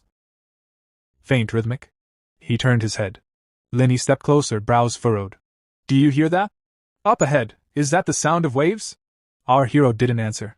At that very instant, the thunder of the battlefield shifted. Beyond the choking veil of darkness, another squad burst into view, their formation shattered, their voices trembling with panic. Fall back! Stop attacking! That thing isn't human, it's a disaster! One of them screamed as bursts of energy shot wildly from their weapons. Their attacks struck the advancing shadows, yet the shadows did not slow. They only thickened, like a living storm rolling across the dungeon floor. Our hero narrowed his eyes, watching in silence. From the black horizon surged a swarm of winged creatures, bat-like anomalies blotting out the dim light above. Their screeches merged into a single deafening roar. Veterans once whispered that even legendary battalions had been erased by such a tide. And now it was here. Panic spread like wildfire. It's a dark tide! Someone cried. Those two words alone were enough to shatter courage. Soldiers turned and ran, armor clattering, weapons abandoned. Whoever the darkness touched was crushed instantly, body and spirit erased in a single heartbeat. Among the fleeing crowd stood the same warrior who had once crossed blades with our hero at the dungeon's entrance. Pride still burned in his eyes. He drew his sword, a shimmering shield igniting around him. A dark tide? Just because the regular troops failed doesn't mean I will! He roared. Everything here will be mine. The darkness answered. It swallowed him whole. His barrier shattered like glass under a hammer. Claws and fangs emerged from the black current, tearing into him from every direction. His scream echoed, warped and distant, as if the tide itself was devouring his voice. Something's wrong, it's stronger than A-level. His words dissolved into the roaring abyss. The dark tide rolled onward like an ocean of night, grinding everything in its path into nothingness. From afar, our hero's team watched, dread tightening their throats. Our hero turned to Captain Su, his gaze sharp. What exactly is the dark tide? Captain Su's voice was low, almost reverent. The ultimate manifestation of the dark attribute. Corruption given form. It devours everything, humans, anomalies, even energy itself. But this shouldn't be its day to appear. Behind them, Lingy whispered. They say it can erase an entire city. Brother, can we still retreat? Instead of answering, our hero raised a hand. Lightning erupted from his palm, weaving into a radiant dome that enveloped the entire team. Arcs of blue electricity danced across the barrier's surface, crackling like living serpents. Don't panic, he said firmly. This spirit barrier restrains dark energy. If needed, combine your strength and maintain it. You'll survive the tide's impact. Captain Su stared stunned. What are you planning? Even a spirit creation expert was swallowed whole.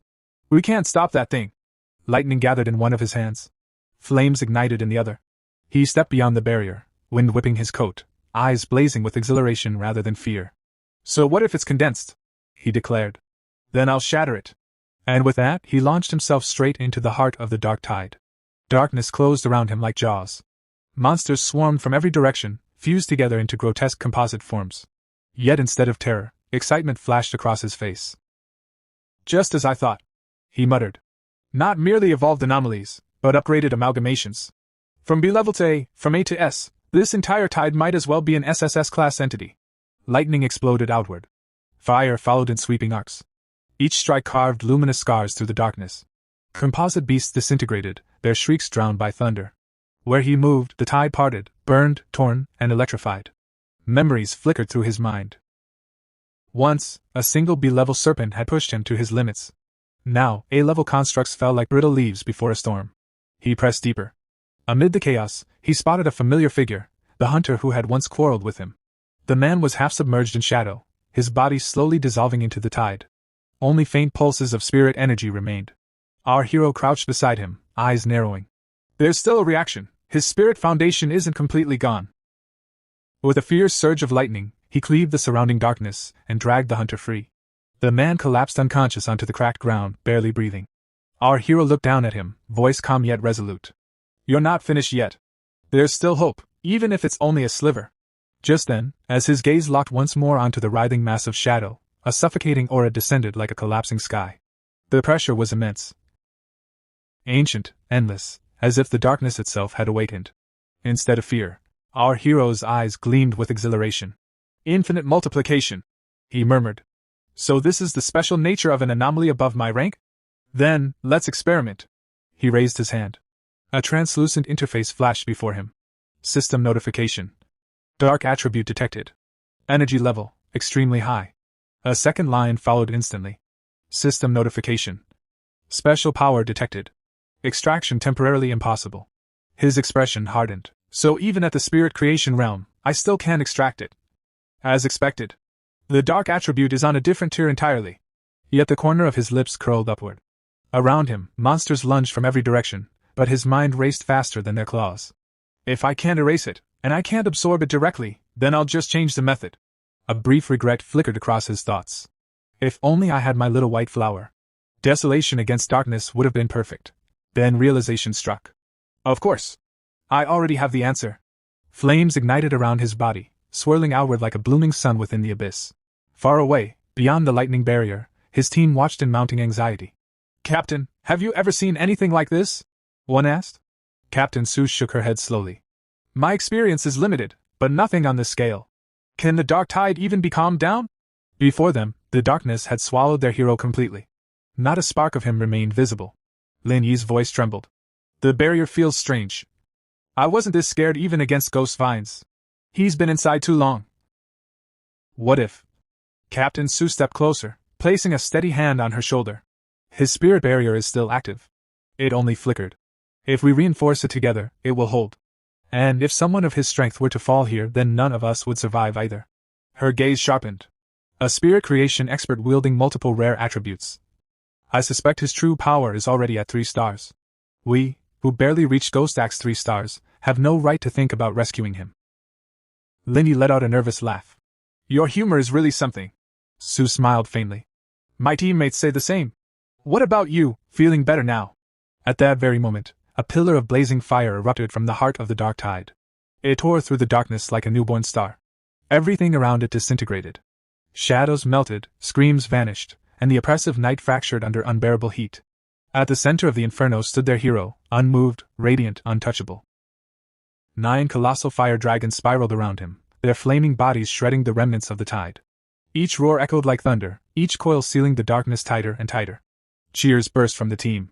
From afar, even distant observers could only stare in awe. So, this is the Skyfire attribute, someone whispered. He sealed the dark tide itself. Our hero raised both hands. The entire mass of black energy was engulfed in flames, compressed, lifted high into the air. With a decisive motion, he slammed it down, then hurled it skyward, flinging the sealed darkness far beyond the battlefield. He stepped forward, carrying the rescued hunter, and let out a quiet breath. For now, you're safe. An unexpected gain. Lin Yi rushed up. Cousin! Are you alright? It's such a relief to see you safe. Captain Sue bowed her head slightly. Leave him to us, big brother. But you sealed a high-level dark attribute. Why don't you look happy? He answered calmly. Because it's only temporary. The dark energy here is too abundant.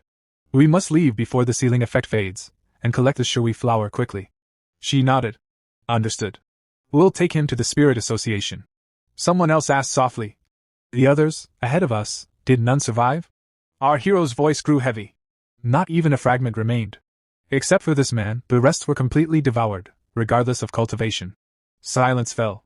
Even the air seemed colder.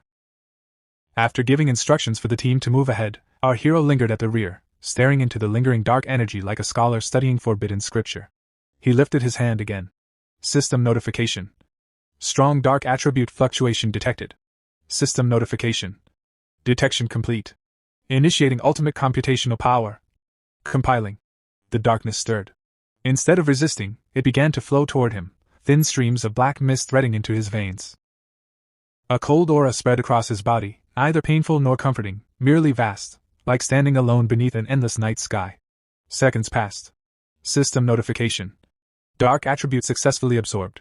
Information cascaded through his consciousness, skills, effects, limitations. A name formed within the void. Infinite darkness, condensed black mist domain.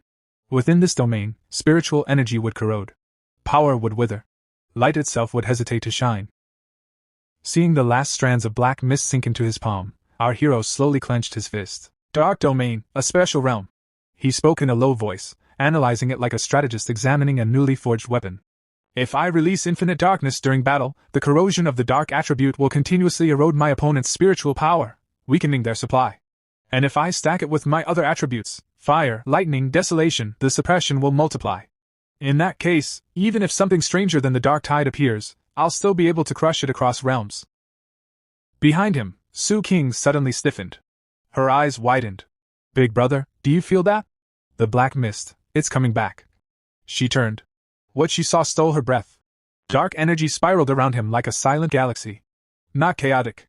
Not violent. Controlled. Obedient. Her voice trembled. This spiritual fluctuation, is he breaking through again?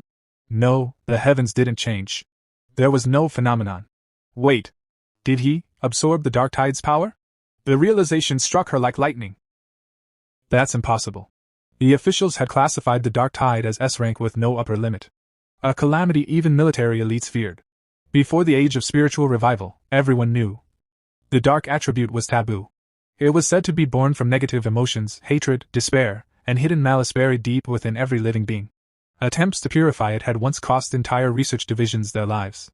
Since then, dark anomalies were isolated and forbidden. She remembered the old case. A Ghost Axe Realm 3-star pioneer, who absorbed only a wisp from a C-rank anomaly. His skin rotted. His mind shattered. He never recovered. Yet here he stood. Calm. Stable. Uncorrupted. Her heartbeat quickened. Come out, our hero said coldly without turning. You've been watching long enough. Footsteps echoed from the shadows. Jialan emerged, expression unreadable. If I'm not mistaken, she said evenly, you were the one who sealed that dark tide.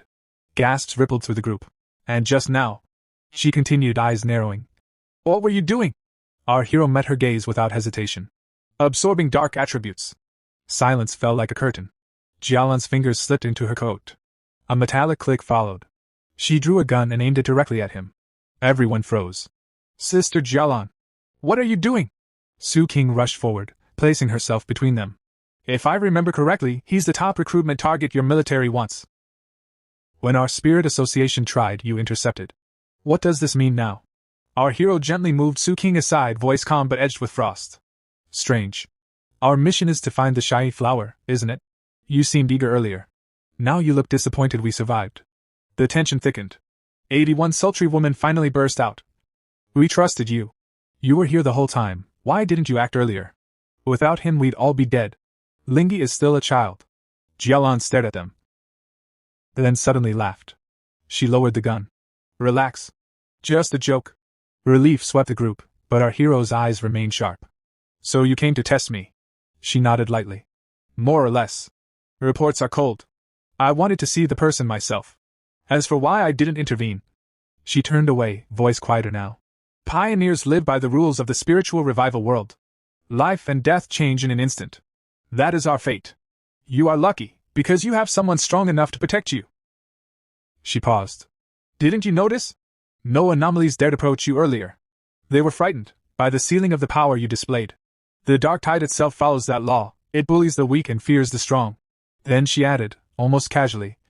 Come. I'll take you to the shy flower. I know this place better than you.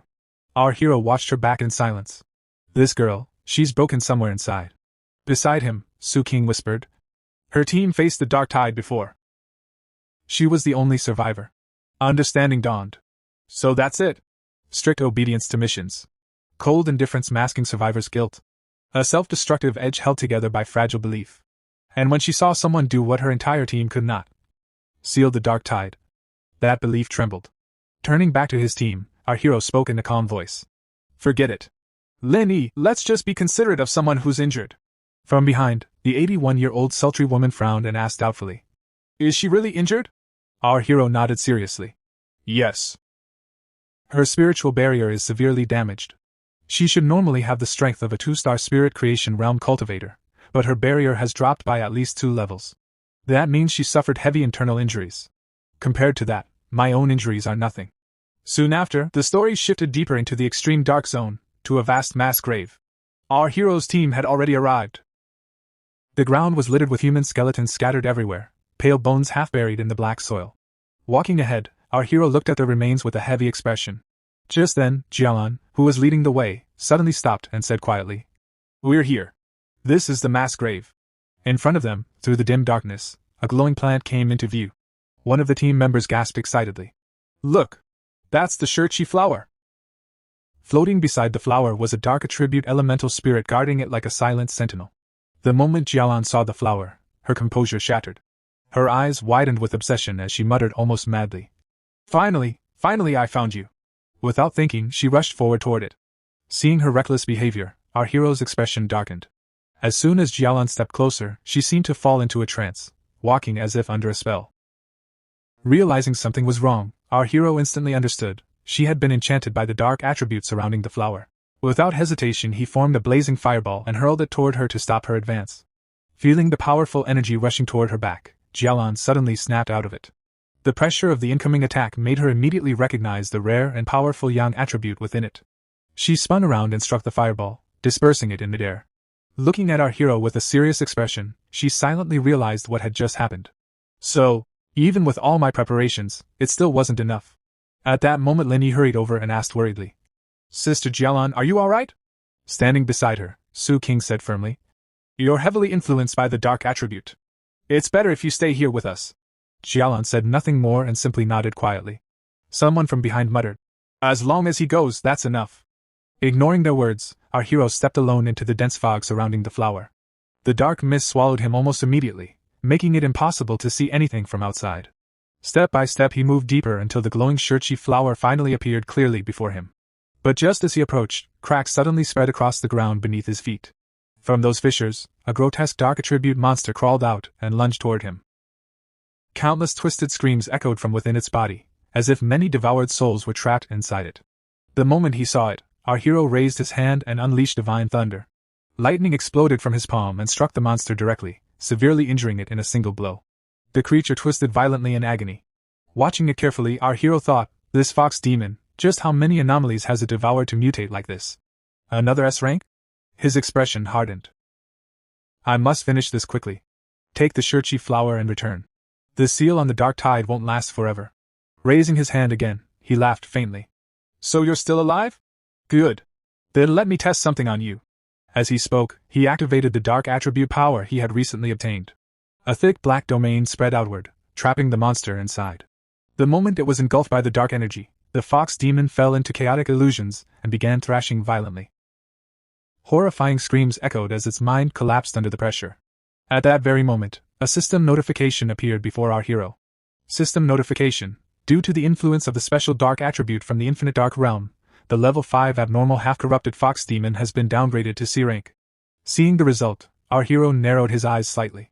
After fully restraining the monster, he drew his sword. 2 ranks dropped in a single strike. Looks like the so-called S-rank anomalies in this extreme darkness aren't that stable after all. Infusing yang attribute energy into his blade, he swung it down, releasing a blazing slash of fire straight toward the trapped monster. Meanwhile, outside the dark sphere, our hero's teammates could see nothing of the battle. The dark-colored sphere completely blocked their view. Feeling the energy radiating from it, Su Qing's expression grew serious. "What is this? This dark aura, it feels like the dark attribute, but not exactly the same." Standing beside her, Linny also spoke thoughtfully. "Yes, it doesn't carry that usual disgusting, cold, oppressive feeling." At that moment, Jialan, who had been standing quietly behind them, said in a calm yet serious voice, "That's because this is Fang Yi's domain. He has mastered the dark attribute, and without any teacher, created his own domain." As she said this, she was thinking to herself, using spiritual power to form a domain is extremely difficult. Until now, the only person capable of creating a domain with their spiritual attribute was my teacher. Aside from him, perhaps only 3 people in the entire world possessed such an ability. The other 2 were unknown, though it was rumored they belonged to Country M. Back then, when the capital was predicted to face a catastrophic disaster, her teacher had once tried to suppress it using his domain, but the result had been disastrous. While they were still talking, the dark sphere before them slowly began to dissipate. The black mist gradually faded away. From within it, a figure emerged. Someone shouted excitedly, "Someone's coming out!" Everyone immediately looked forward. There he was, our hero. When he saw them, he casually waved his hand and said, "All right. There shouldn't be any more trouble in this graveyard ahead." Then he walked over to the glowing flower, plucked it carefully, and held it in his hand while thinking, this should be fine. It's in perfect condition. Seeing this, Jialan was stunned. Despite all her previous attempts, she had never succeeded in retrieving the flower. Yet our hero had done it on his very first try. Our hero then walked over and handed the flower to her. Task complete. We should leave immediately. The dark tide isn't like ordinary dark attribute anomalies. It could cause trouble again at any moment. Jialan accepted the flower with a small smile. All right. Thank you, Fangyi. Without your help in turning the tide, this mission would have been impossible to complete. Thanks to everyone. Let's head out. The group began moving back toward the portal. As they walked, Jialan looked at our hero and said sincerely, Fangyi, I truly thank you. Elder Wu, the only Vajra realm master in Xia Nation, is currently on the verge of death.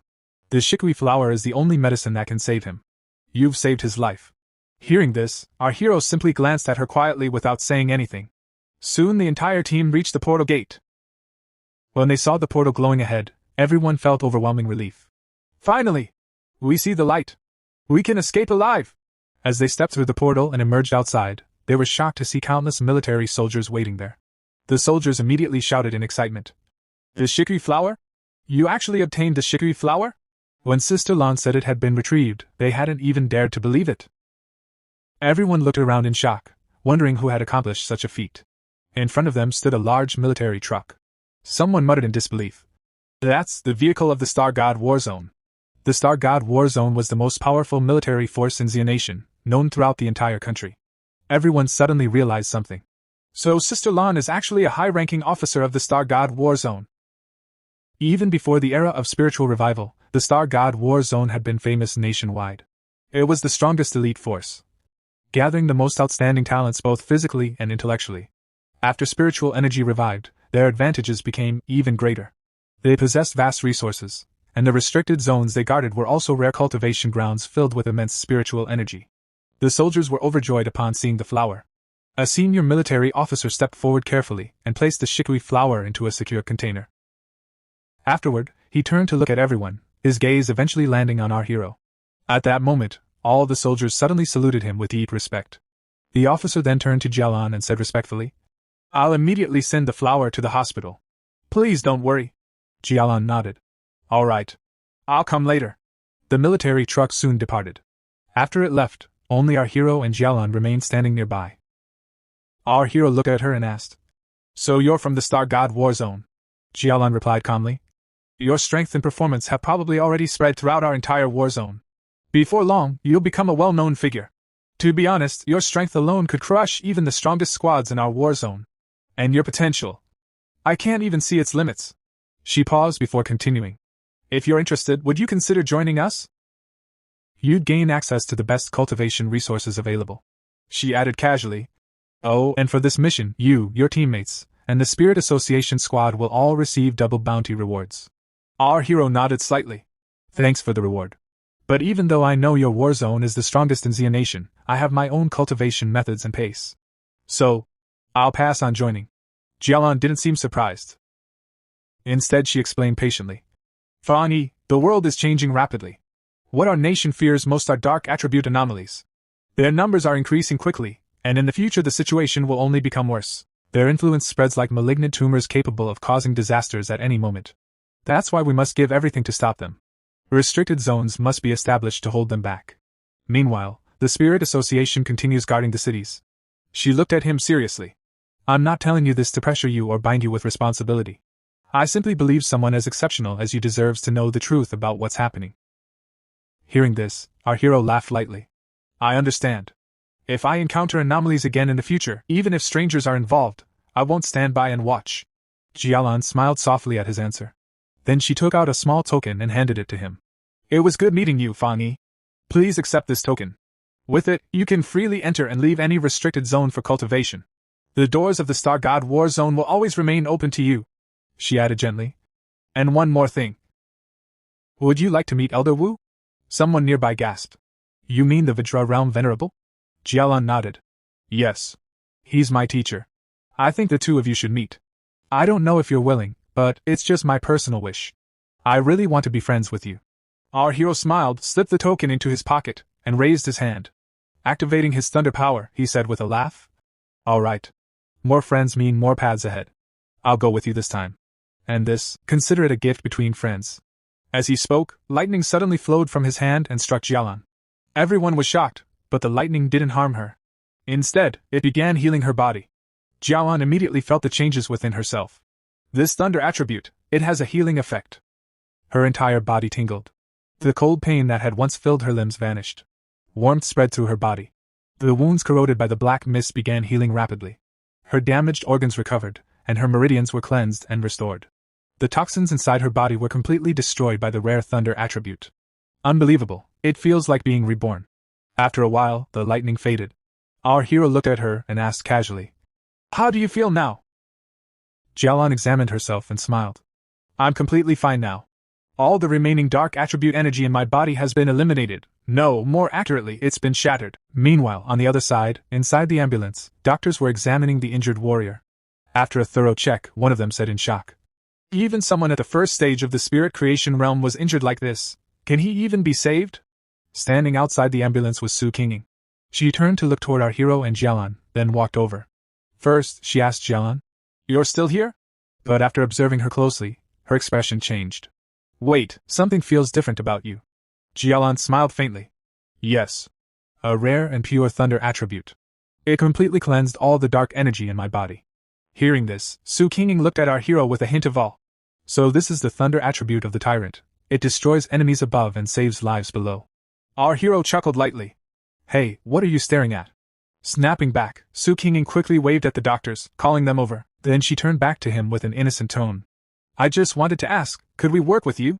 If we combined your spiritual power with medical equipment, we might be able to save more pioneers affected by dark attributes." Our hero summoned thunder in his hand again and asked casually, "Would that work?" The doctors immediately gathered around, carefully observing the lightning. One of them said excitedly, "It's possible. This level of pure, high-grade thunder attribute energy can indeed destroy dark energy." Jialan, standing behind them, added seriously, "He directly transferred his energy into me just now, and the dark attribute inside my body was shattered. So in theory, wouldn't it work if he simply made contact with the injured?" One doctor nodded thoughtfully. "That could work." But Su Qinging quickly rubbed her forehead. "No, not exactly. Not every spirit creation realm cultivator can handle such powerful energy." Another doctor added, "Yes. Commander Su's injuries, while serious, were still considered light. But that injured warrior, to fully heal him would require at least 10 times that level of thunder energy. Even if we save him, a complete recovery would be difficult." Then the doctor turned to our hero. "Please come to the ambulance." Our hero walked over with a smile. "So it's like a blood transfusion, right? How do I transfer my spiritual power? Can you store it for later use?" The doctors brought out a device, one of them explained. "Please place your hand here and release your spiritual energy." Nearby, Lenny watched in awe. "I never imagined Commander Su was such a high-ranking figure in the Star God War Zone. And my cousin, he's already at the level where even they want to recruit him." Our hero glanced at her and asked, "How are you doing?" Lenny smiled. "We're fine now. 81 and I plan to keep training and take on more missions. We can't keep relying on you forever, or we'll never improve." Inside, she thought firmly, "I can't stay a burden. I have to catch up to him." Our hero withdrew his hand from the device and smiled. "All right. Stay safe." Then he thought to himself, still growing. At that moment, Su Qinging said, "We'll take our leave then. Hopefully, we'll meet again on another mission." Jialan added, "Let's go. We should visit Elder Wu." Everyone parted ways. Meanwhile, Su Qinging and her team drove off in another vehicle. She muttered angrily, "Let them act all high and mighty, skipping sight work. And now the Star God War Zone just snatched him away. All my efforts were wasted." The woman driving beside her tried to calm her. "Relax, Captain Su." But Su Qinging remained silent, deep in thought. The Spirit Association is too chaotic. Officials act more arrogant than military elites. Teams are scattered, and instead of building relationships with talents like him, some fools only create trouble. What a mess. Soon after, Jialan brought our hero to the highest level ward in the Star God War Zone's medical base. On the bed lay Elder Wu, his body frail and lifeless. Jialan spoke softly. "This is Mr. Lanshan. Strange, isn't it? A Vajra realm powerhouse, yet he looks like a withered old man. He used to look even worse, like a corpse. Even after using the withered grace flower, he still hasn't awakened." Our hero frowned slightly. "What exactly did he go through?" Jialan took a deep breath and began explaining. "When the dark attribute calamity descended on the capital, even the sky changed. Darkness tore the heavens apart. To stop the anomaly from devouring the entire city, my teacher used his own body to seal the rift. All of us used a special method to channel our spiritual power into him. We estimated the calamity to be above S-class. We've faced terrifying dark tides before, but this was several times more destructive. If it had fully manifested, it could have destroyed the capital and spread to nearby cities. And if the capital fell, the entire nation would collapse into chaos. She clenched her fist slightly. My teacher forced the anomaly into suppression using his domain. But we didn't expect that even with all of us supporting him, it would barely be enough. The dark attribute backfired on him. Her voice lowered. If he hadn't been a Vajra realm venerable, he would have turned to ashes instantly, or worse, become nourishment for the anomaly itself. Hearing this, our hero said quietly, to stop the destruction of an entire city, what an incredible pioneer he must be. Then, looking at Elder Wu's frail body, he thought back then too, there were countless pioneers who stood before me, giving me the chance to survive as the last human. Perhaps in that past life, he had already sacrificed himself at this very moment.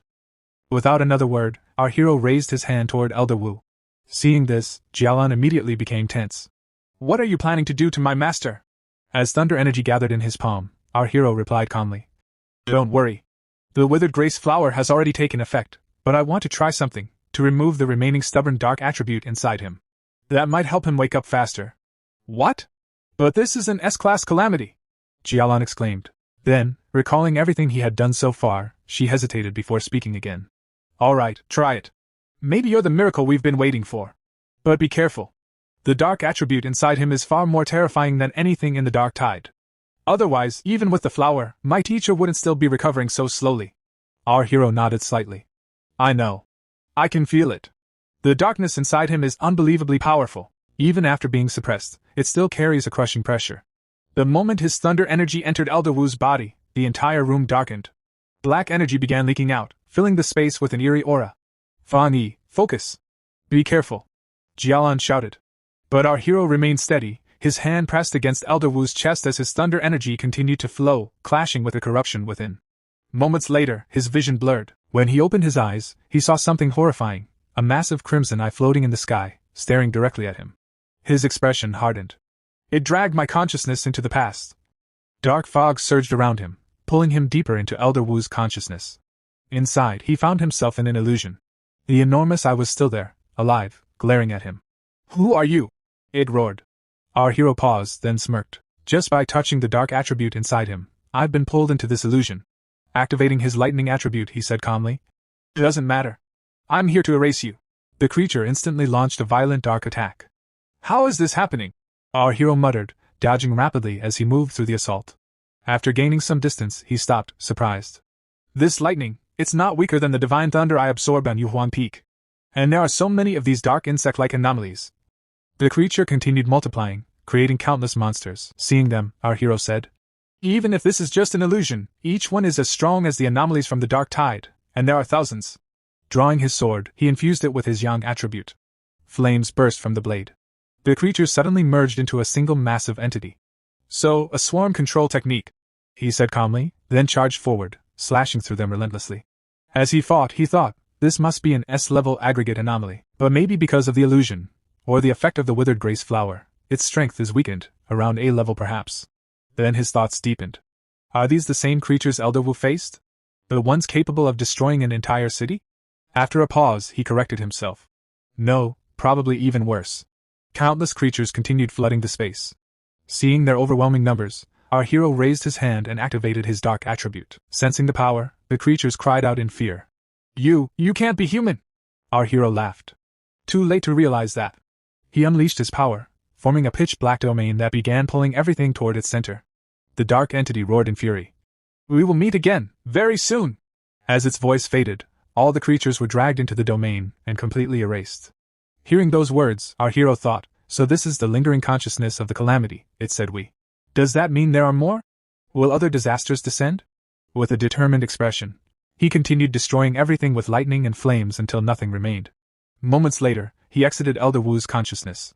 Back in reality, he extracted the remaining corrupted energy from Elder Wu's body and sealed it using the 9-Dragon Skyfire technique. A mass of black energy floated in his hand. Jialan stared at it in shock. So this is the dark attribute that remained inside my master? Our hero nodded. Yes. It's the residue of the calamity. Even now, it still holds immense power. But after being weakened by the flower and suppressed by Elder Wu himself, it's no longer as overwhelming. He looked at Elder Wu with respect. He truly deserves the title of Xia Nation's greatest pioneer. He used his own body as a vessel to suppress this darkness for so long. Anyone else would have died countless times over. Jialan lowered her head slightly. You really saved him. Our hero gave a faint smile. Not entirely. Without the withered grace flower weakening it first, I wouldn't have been able to remove the remaining dark attribute at all. Meanwhile, back at the medical ward, Jialan spoke softly. The losing temper flower may have preserved his life, but your power gave him the chance to truly recover. Our hero looked at the black energy in his hand, clenched his fist, and crushed it completely. The dark remnant shattered into nothingness as he said calmly. All right, now it's completely gone. Then he turned to Jialan, his tone growing serious. But there's something you need to know. Inside that spiritual illusion, the dark attribute remnant of the calamity hinted that it will return. We need to be ready. Next time, we can't let a recovering old man stand on the front line again. Jialan nodded. Yes. I've heard that rumor. Rumor? He raised an eyebrow. She explained. The military and the Spirit Association constantly monitor abnormal spiritual energy fluctuations. Their data is strictly classified. But there's a rumor. Based on current projections, Xia Nation might not even survive the first year of the spiritual energy revival. Our hero fell silent for a moment. Could my rebirth have changed the future? In his previous life, humanity had survived until the third year, barely. By then, the world had already been pushed to the brink of destruction. Placing a reassuring hand on her shoulder, he said gently. Don't overthink it. Elder Wu will wake up soon. And if that calamity returns, I'll fight alongside you. His gaze sharpened with determination. This time, I'll change everything. Later, back at his apartment, our hero sat cross-legged, immersed in cultivation. Waves of spiritual energy flowed through his body as he sensed a breakthrough approaching. After facing two S-class anomalies. I'm close. Spirit Creation Realm, second star. Dark energy flickered faintly around him before settling back into calm. When he opened his eyes, his gaze fell on a small plant nearby, the strange little life form he had brought back earlier. It swayed gently, almost as if it were aware of him. Smiling, he walked over. So, it's you. Not bringing you last time was my mistake, though you're not exactly easy to carry around. A spark of excitement lit up his eyes. Come on. Let's go for a walk. Soon, he arrived at the mountain behind his apartment. The forest had already begun to regenerate, lush and vibrant once more. The Spirit Association's botanical department really knows what they're doing. He muttered. Nature's recovering fast, but this is still impressive. He gently removed the plant from its pot. Remember, don't absorb too much. With your appetite, you could drain half the planet. The moment its roots touched the soil, a violent surge of energy erupted. In seconds, the surrounding vegetation withered. Grass turned brittle, trees dried up, and life itself seemed to be drained away. Our hero frowned. You've already taken too much. He quickly pulled the plant out, shaking his head with a small laugh. All right, we'll find you another place. Looking at it thoughtfully, he added. Among all wood-type evolvers, you'd rank pretty high. With that desolation attribute, you're at least A-class. He glanced around. The mountain felt eerily silent. No animals at all. They must be avoiding your aura. Just then, his expression changed. A low, distant sound echoed through the forest. Wolves! Moments later, howls rose from every direction. One after another, they overlapped, forming a chilling chorus that echoed across the mountain. Soon, glowing eyes appeared in the darkness, dozens, then hundreds. The entire ridge was surrounded. Under a blood-red full moon, a massive wolf stood atop a rocky outcrop, its presence overwhelming. Our hero narrowed his eyes. The Wolf King. Its aura was unstable, yet powerful, on the verge of completing its evolution. The surrounding wolves growled, slowly closing in. This pressure, it's about to reach A-class. Observing carefully, he analyzed, originally a wood attribute creature, but now it's mutated. Poison attribute. He murmured. Corrosive, likely from absorbing dark energy. A faint smile appeared on his face as he stepped forward. Interesting. Looks like things are getting more dangerous. Without hesitation, our hero took the flower from its pot and planted it back into the ground, saying calmly. Now finish them all. In his mind, he analyzed the situation. Even if the Wolf King is only an A-level anomaly, the real problem is their numbers. And the city lies just below this mountain. If they break through, it will be a disaster. The moment the plant touched the soil, a violent surge of desolation energy spread outward. The Wolf King roared furiously, and at that signal, the entire pack charged at once. Our hero smirked. Good. Let me see how strong your desolation power is when it acts alone. Far away, a patrol team monitoring the mountain immediately sensed the disturbance. One of them frowned. The Wolf King's evolution succeeded. What's the pollution level? Another checked the readings. It's at 90. 90? Someone gasped.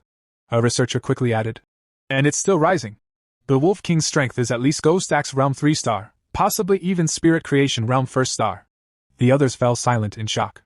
And the rest, 2-star to 3-star Ghost Axe Realm across the pack. A hunter clenched his fists. Then we don't have enough manpower. We can't win this. Suddenly the instruments began fluctuating wildly. Wait, dark energy detected. Someone shouted. Confusion spread through the group. The researcher stared at the screen, realization dawning. Dual attributes. The Wolf King has both wood and dark attributes. That's why the pollution level is so high. He glanced again. The reading had jumped to 100. His face turned pale. Even if we can't defeat them, we must stop them. If that pack descends into the city, everything below will be destroyed. I'm calling for reinforcements.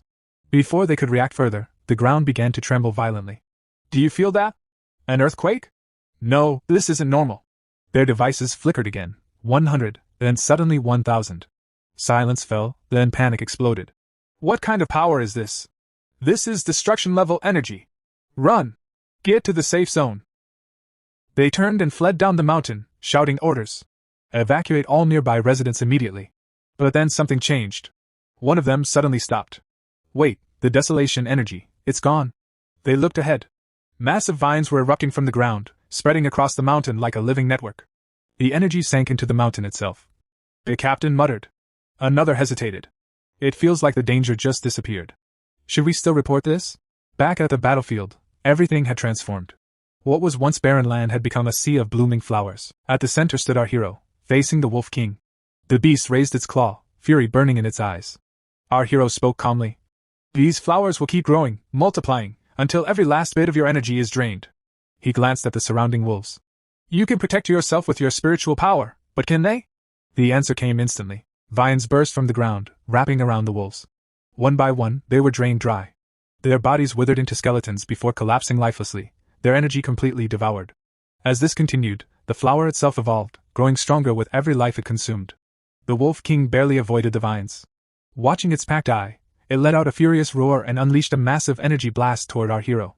But before the attack could reach him, gigantic vines surged upward, forming a dense barrier that absorbed the blast completely. Our hero looked at the Wolf King with a faint smile and said, It's useless. Haven't you realized it yet? The desolation power of this spirit flower has already rooted itself deep beneath the mountain. This endless sea of flowers draws strength from the forest and returns it to the land. You may have gained intelligence through evolution, but surely you've heard the saying, wildfire cannot destroy it, for with the spring breeze it grows again. He nodded in approval. Not bad. You even managed to locate the flower's true origin. By now, the spirit flower had turned a deep crimson. Glancing at it, our hero spoke softly. Little flower, it has found you. So, what will you do now? As though it understood his words, the flower suddenly opened its petals and lunged forward, swallowing the charging Wolf King whole. The beast howled and struggled violently as countless vines wrapped around its body, draining every last trace of spiritual energy. Within moments, the mighty Wolf King had been completely devoured, leaving behind nothing but a pile of bones. Watching the scene unfold, our hero thought to himself, what an overbearing desolation ability. I never imagined that after infusing it with desolation energy, this spirit flower would develop its own cultivation method without any further guidance from me. A moment later, the flower spat out the Wolf King's bones, scattering them across the ground. Gazing at the crimson glow surrounding it, our hero murmured. Once trapped within this endless sea of flowers, no anomaly can escape. Even if the flowers are destroyed, they'll simply bloom again, fueled by infinite desolation energy until everything is reduced to white bones. I'll call this technique Endless Spiritual Sea. The flower's crimson radiance intensified as it transformed once again, releasing an immense wave of power. At that instant, a system notification appeared before him. Spirit Flower has successfully developed a desolation attribute technique, Endless Spiritual Sea. Seeing this, our hero smiled faintly. So you've evolved too. The surge of energy shook the surrounding region. Far away, the research team monitoring the area detected it immediately. A-class anomaly contamination detected, one researcher shouted. They hurriedly reviewed the surveillance data. One analyst reported. 2 completely different spiritual signatures appeared inside the polluted zone. The Wolf King evolved into a dual attribute anomaly, but another desolation-type energy emerged out of nowhere. Standing behind them, an elderly senior and Su Kinging watched in silence. The old man asked gravely, Where is this happening? The low mountain forest. Someone replied quickly. Captain Su was overseeing that region earlier. The old man frowned. Wasn't the Demolisher squad dispatched to eliminate the wolf pack? Just then, his communicator rang. On the other end, the researcher stationed on the mountain reported anxiously. Demolisher squad reporting. During the Wolf King's mutation, an overwhelming surge of desolation energy erupted. It completely erased the A-class Wolf King anomaly. However, instead of spreading outward, the energy burrowed into the mountain itself. Strange blossoms are now blooming across the area. We can't approach safely and have no idea what secondary effects may occur. If this unknown anomaly loses control, it could be even more dangerous than the airborne ghost vines. We request reinforcements immediately. After hearing the report, the old man's expression darkened. Deploy 2 elite units to the location at once. Behind him, Su Qinging quietly lowered her head in thought. A sudden realization struck her. The back mountain, it has to be him again. Then she spoke with certainty. Wait, the source of that desolation energy should be Fang Yi. His home is in that area. If it's really him, then everyone there will be safe. Meanwhile, back on the mountain, the spirit flower had completed another stage of evolution. Its aura grew stronger and more stable than before. Our hero observed it with surprise. After devouring the Wolf King, you're evolving again, and you've awakened a second attribute? Fire? I didn't expect that. He gently touched the flower and chuckled. To think you can become stronger simply by devouring others. That's an absurdly convenient way to cultivate. The flower instantly shrank and floated into his palm. Another system notification appeared. Spirit Flower has devoured the mutated Wolf King and its pack. Evolution complete. Desolate Flame Spirit Flower. Rank: A-class anomaly. Attributes: Desolation Fire. Description: The evolved Desolate Flame Spirit Flower possesses an overwhelming hunger for spiritual energy, and can be nurtured within the boundless dark realm. Reading the notification, our hero murmured, "The boundless dark realm." A sphere of dark energy formed in his palm as inspiration struck him. I can't believe I overlooked something so obvious. If I cultivate the spirit flower inside the boundless dark realm, where the soil and anomalies are saturated with dark energy, it may evolve yet again and awaken a dark attribute as well. With that thought, he placed the flower into the dark realm. The instant it disappeared inside, the sky above began to change. Looking upward, our hero smiled. So, I'm breaking through already. Spirit Forging Realm, 2nd star. Without hesitation, he sat down, crossed his legs, and entered a cultivation state, allowing the surging spiritual energy around him to carry him toward his next breakthrough. Meanwhile, as heavenly energy descended and merged into his body, an equally powerful force surged outward from within him, resonating with heaven and earth. Our hero slowly opened his eyes and thought, I can feel it. Controlling my spiritual power has become effortless. The spiritual chi of heaven and earth flows into me as though we are one. Far away, another figure silently watched his breakthrough from the shadows. Narrowing his eyes, the man muttered coldly, I finally found you, so this is where you've been. Memories flashed through his mind, the moment our hero had first awakened his yang attribute. Watching the old recording back then, he had sneered. A fire attribute pioneer. Fine. I'll crush that pride of yours. I'll prove to everyone that I'm the #1 fire attribute pioneer. The story returned to the present. Suddenly, our hero sensed someone's presence nearby. Who's there? He shouted. The next instant, a blazing fireball shot straight toward him. Our hero swiftly dodged the attack and frowned. A fire attribute awakener. He immediately summoned his dark attribute, creating a black vortex that swallowed the incoming flames whole. Narrowing his eyes, he thought. So you've finally shown yourself. You were hiding there all along without even concealing your spiritual chi. A newly advanced spirit forging realm cultivator, no organization, no backing, just a wild pioneer obsessed with fighting. Seeing his attack fail, the stranger finally stepped out. With a confident smirk, he introduced himself. You're interesting. I can feel tremendous spiritual pressure from you. How did you dodge my flowing flame burst? Our hero remained silent, staring at him coldly. The man laughed. Right. I forgot to introduce myself. My name is Zhongli. You'll remember it very soon. Without another word, Zhongli charged forward and unleashed another blazing attack. Our hero calmly raised his hand. A bolt of divine thunder crashed down from the sky. The terrifying lightning struck Zhongli before he could react. His eyes widened in disbelief. What is this? Boom! The lightning slammed into him, sending him crashing to the ground. When the flash disappeared, Zhongli knelt there, his body covered in burns. Trembling, he muttered, What just happened? Isn't he a fire attribute pioneer? Before he could recover, our hero instantly appeared before him. Grabbing Zhongli by the head, he slammed him into the ground. Didn't catch that. What did you say your name was? Zhongli's face twisted with shock and rage. Impossible. How can this happen?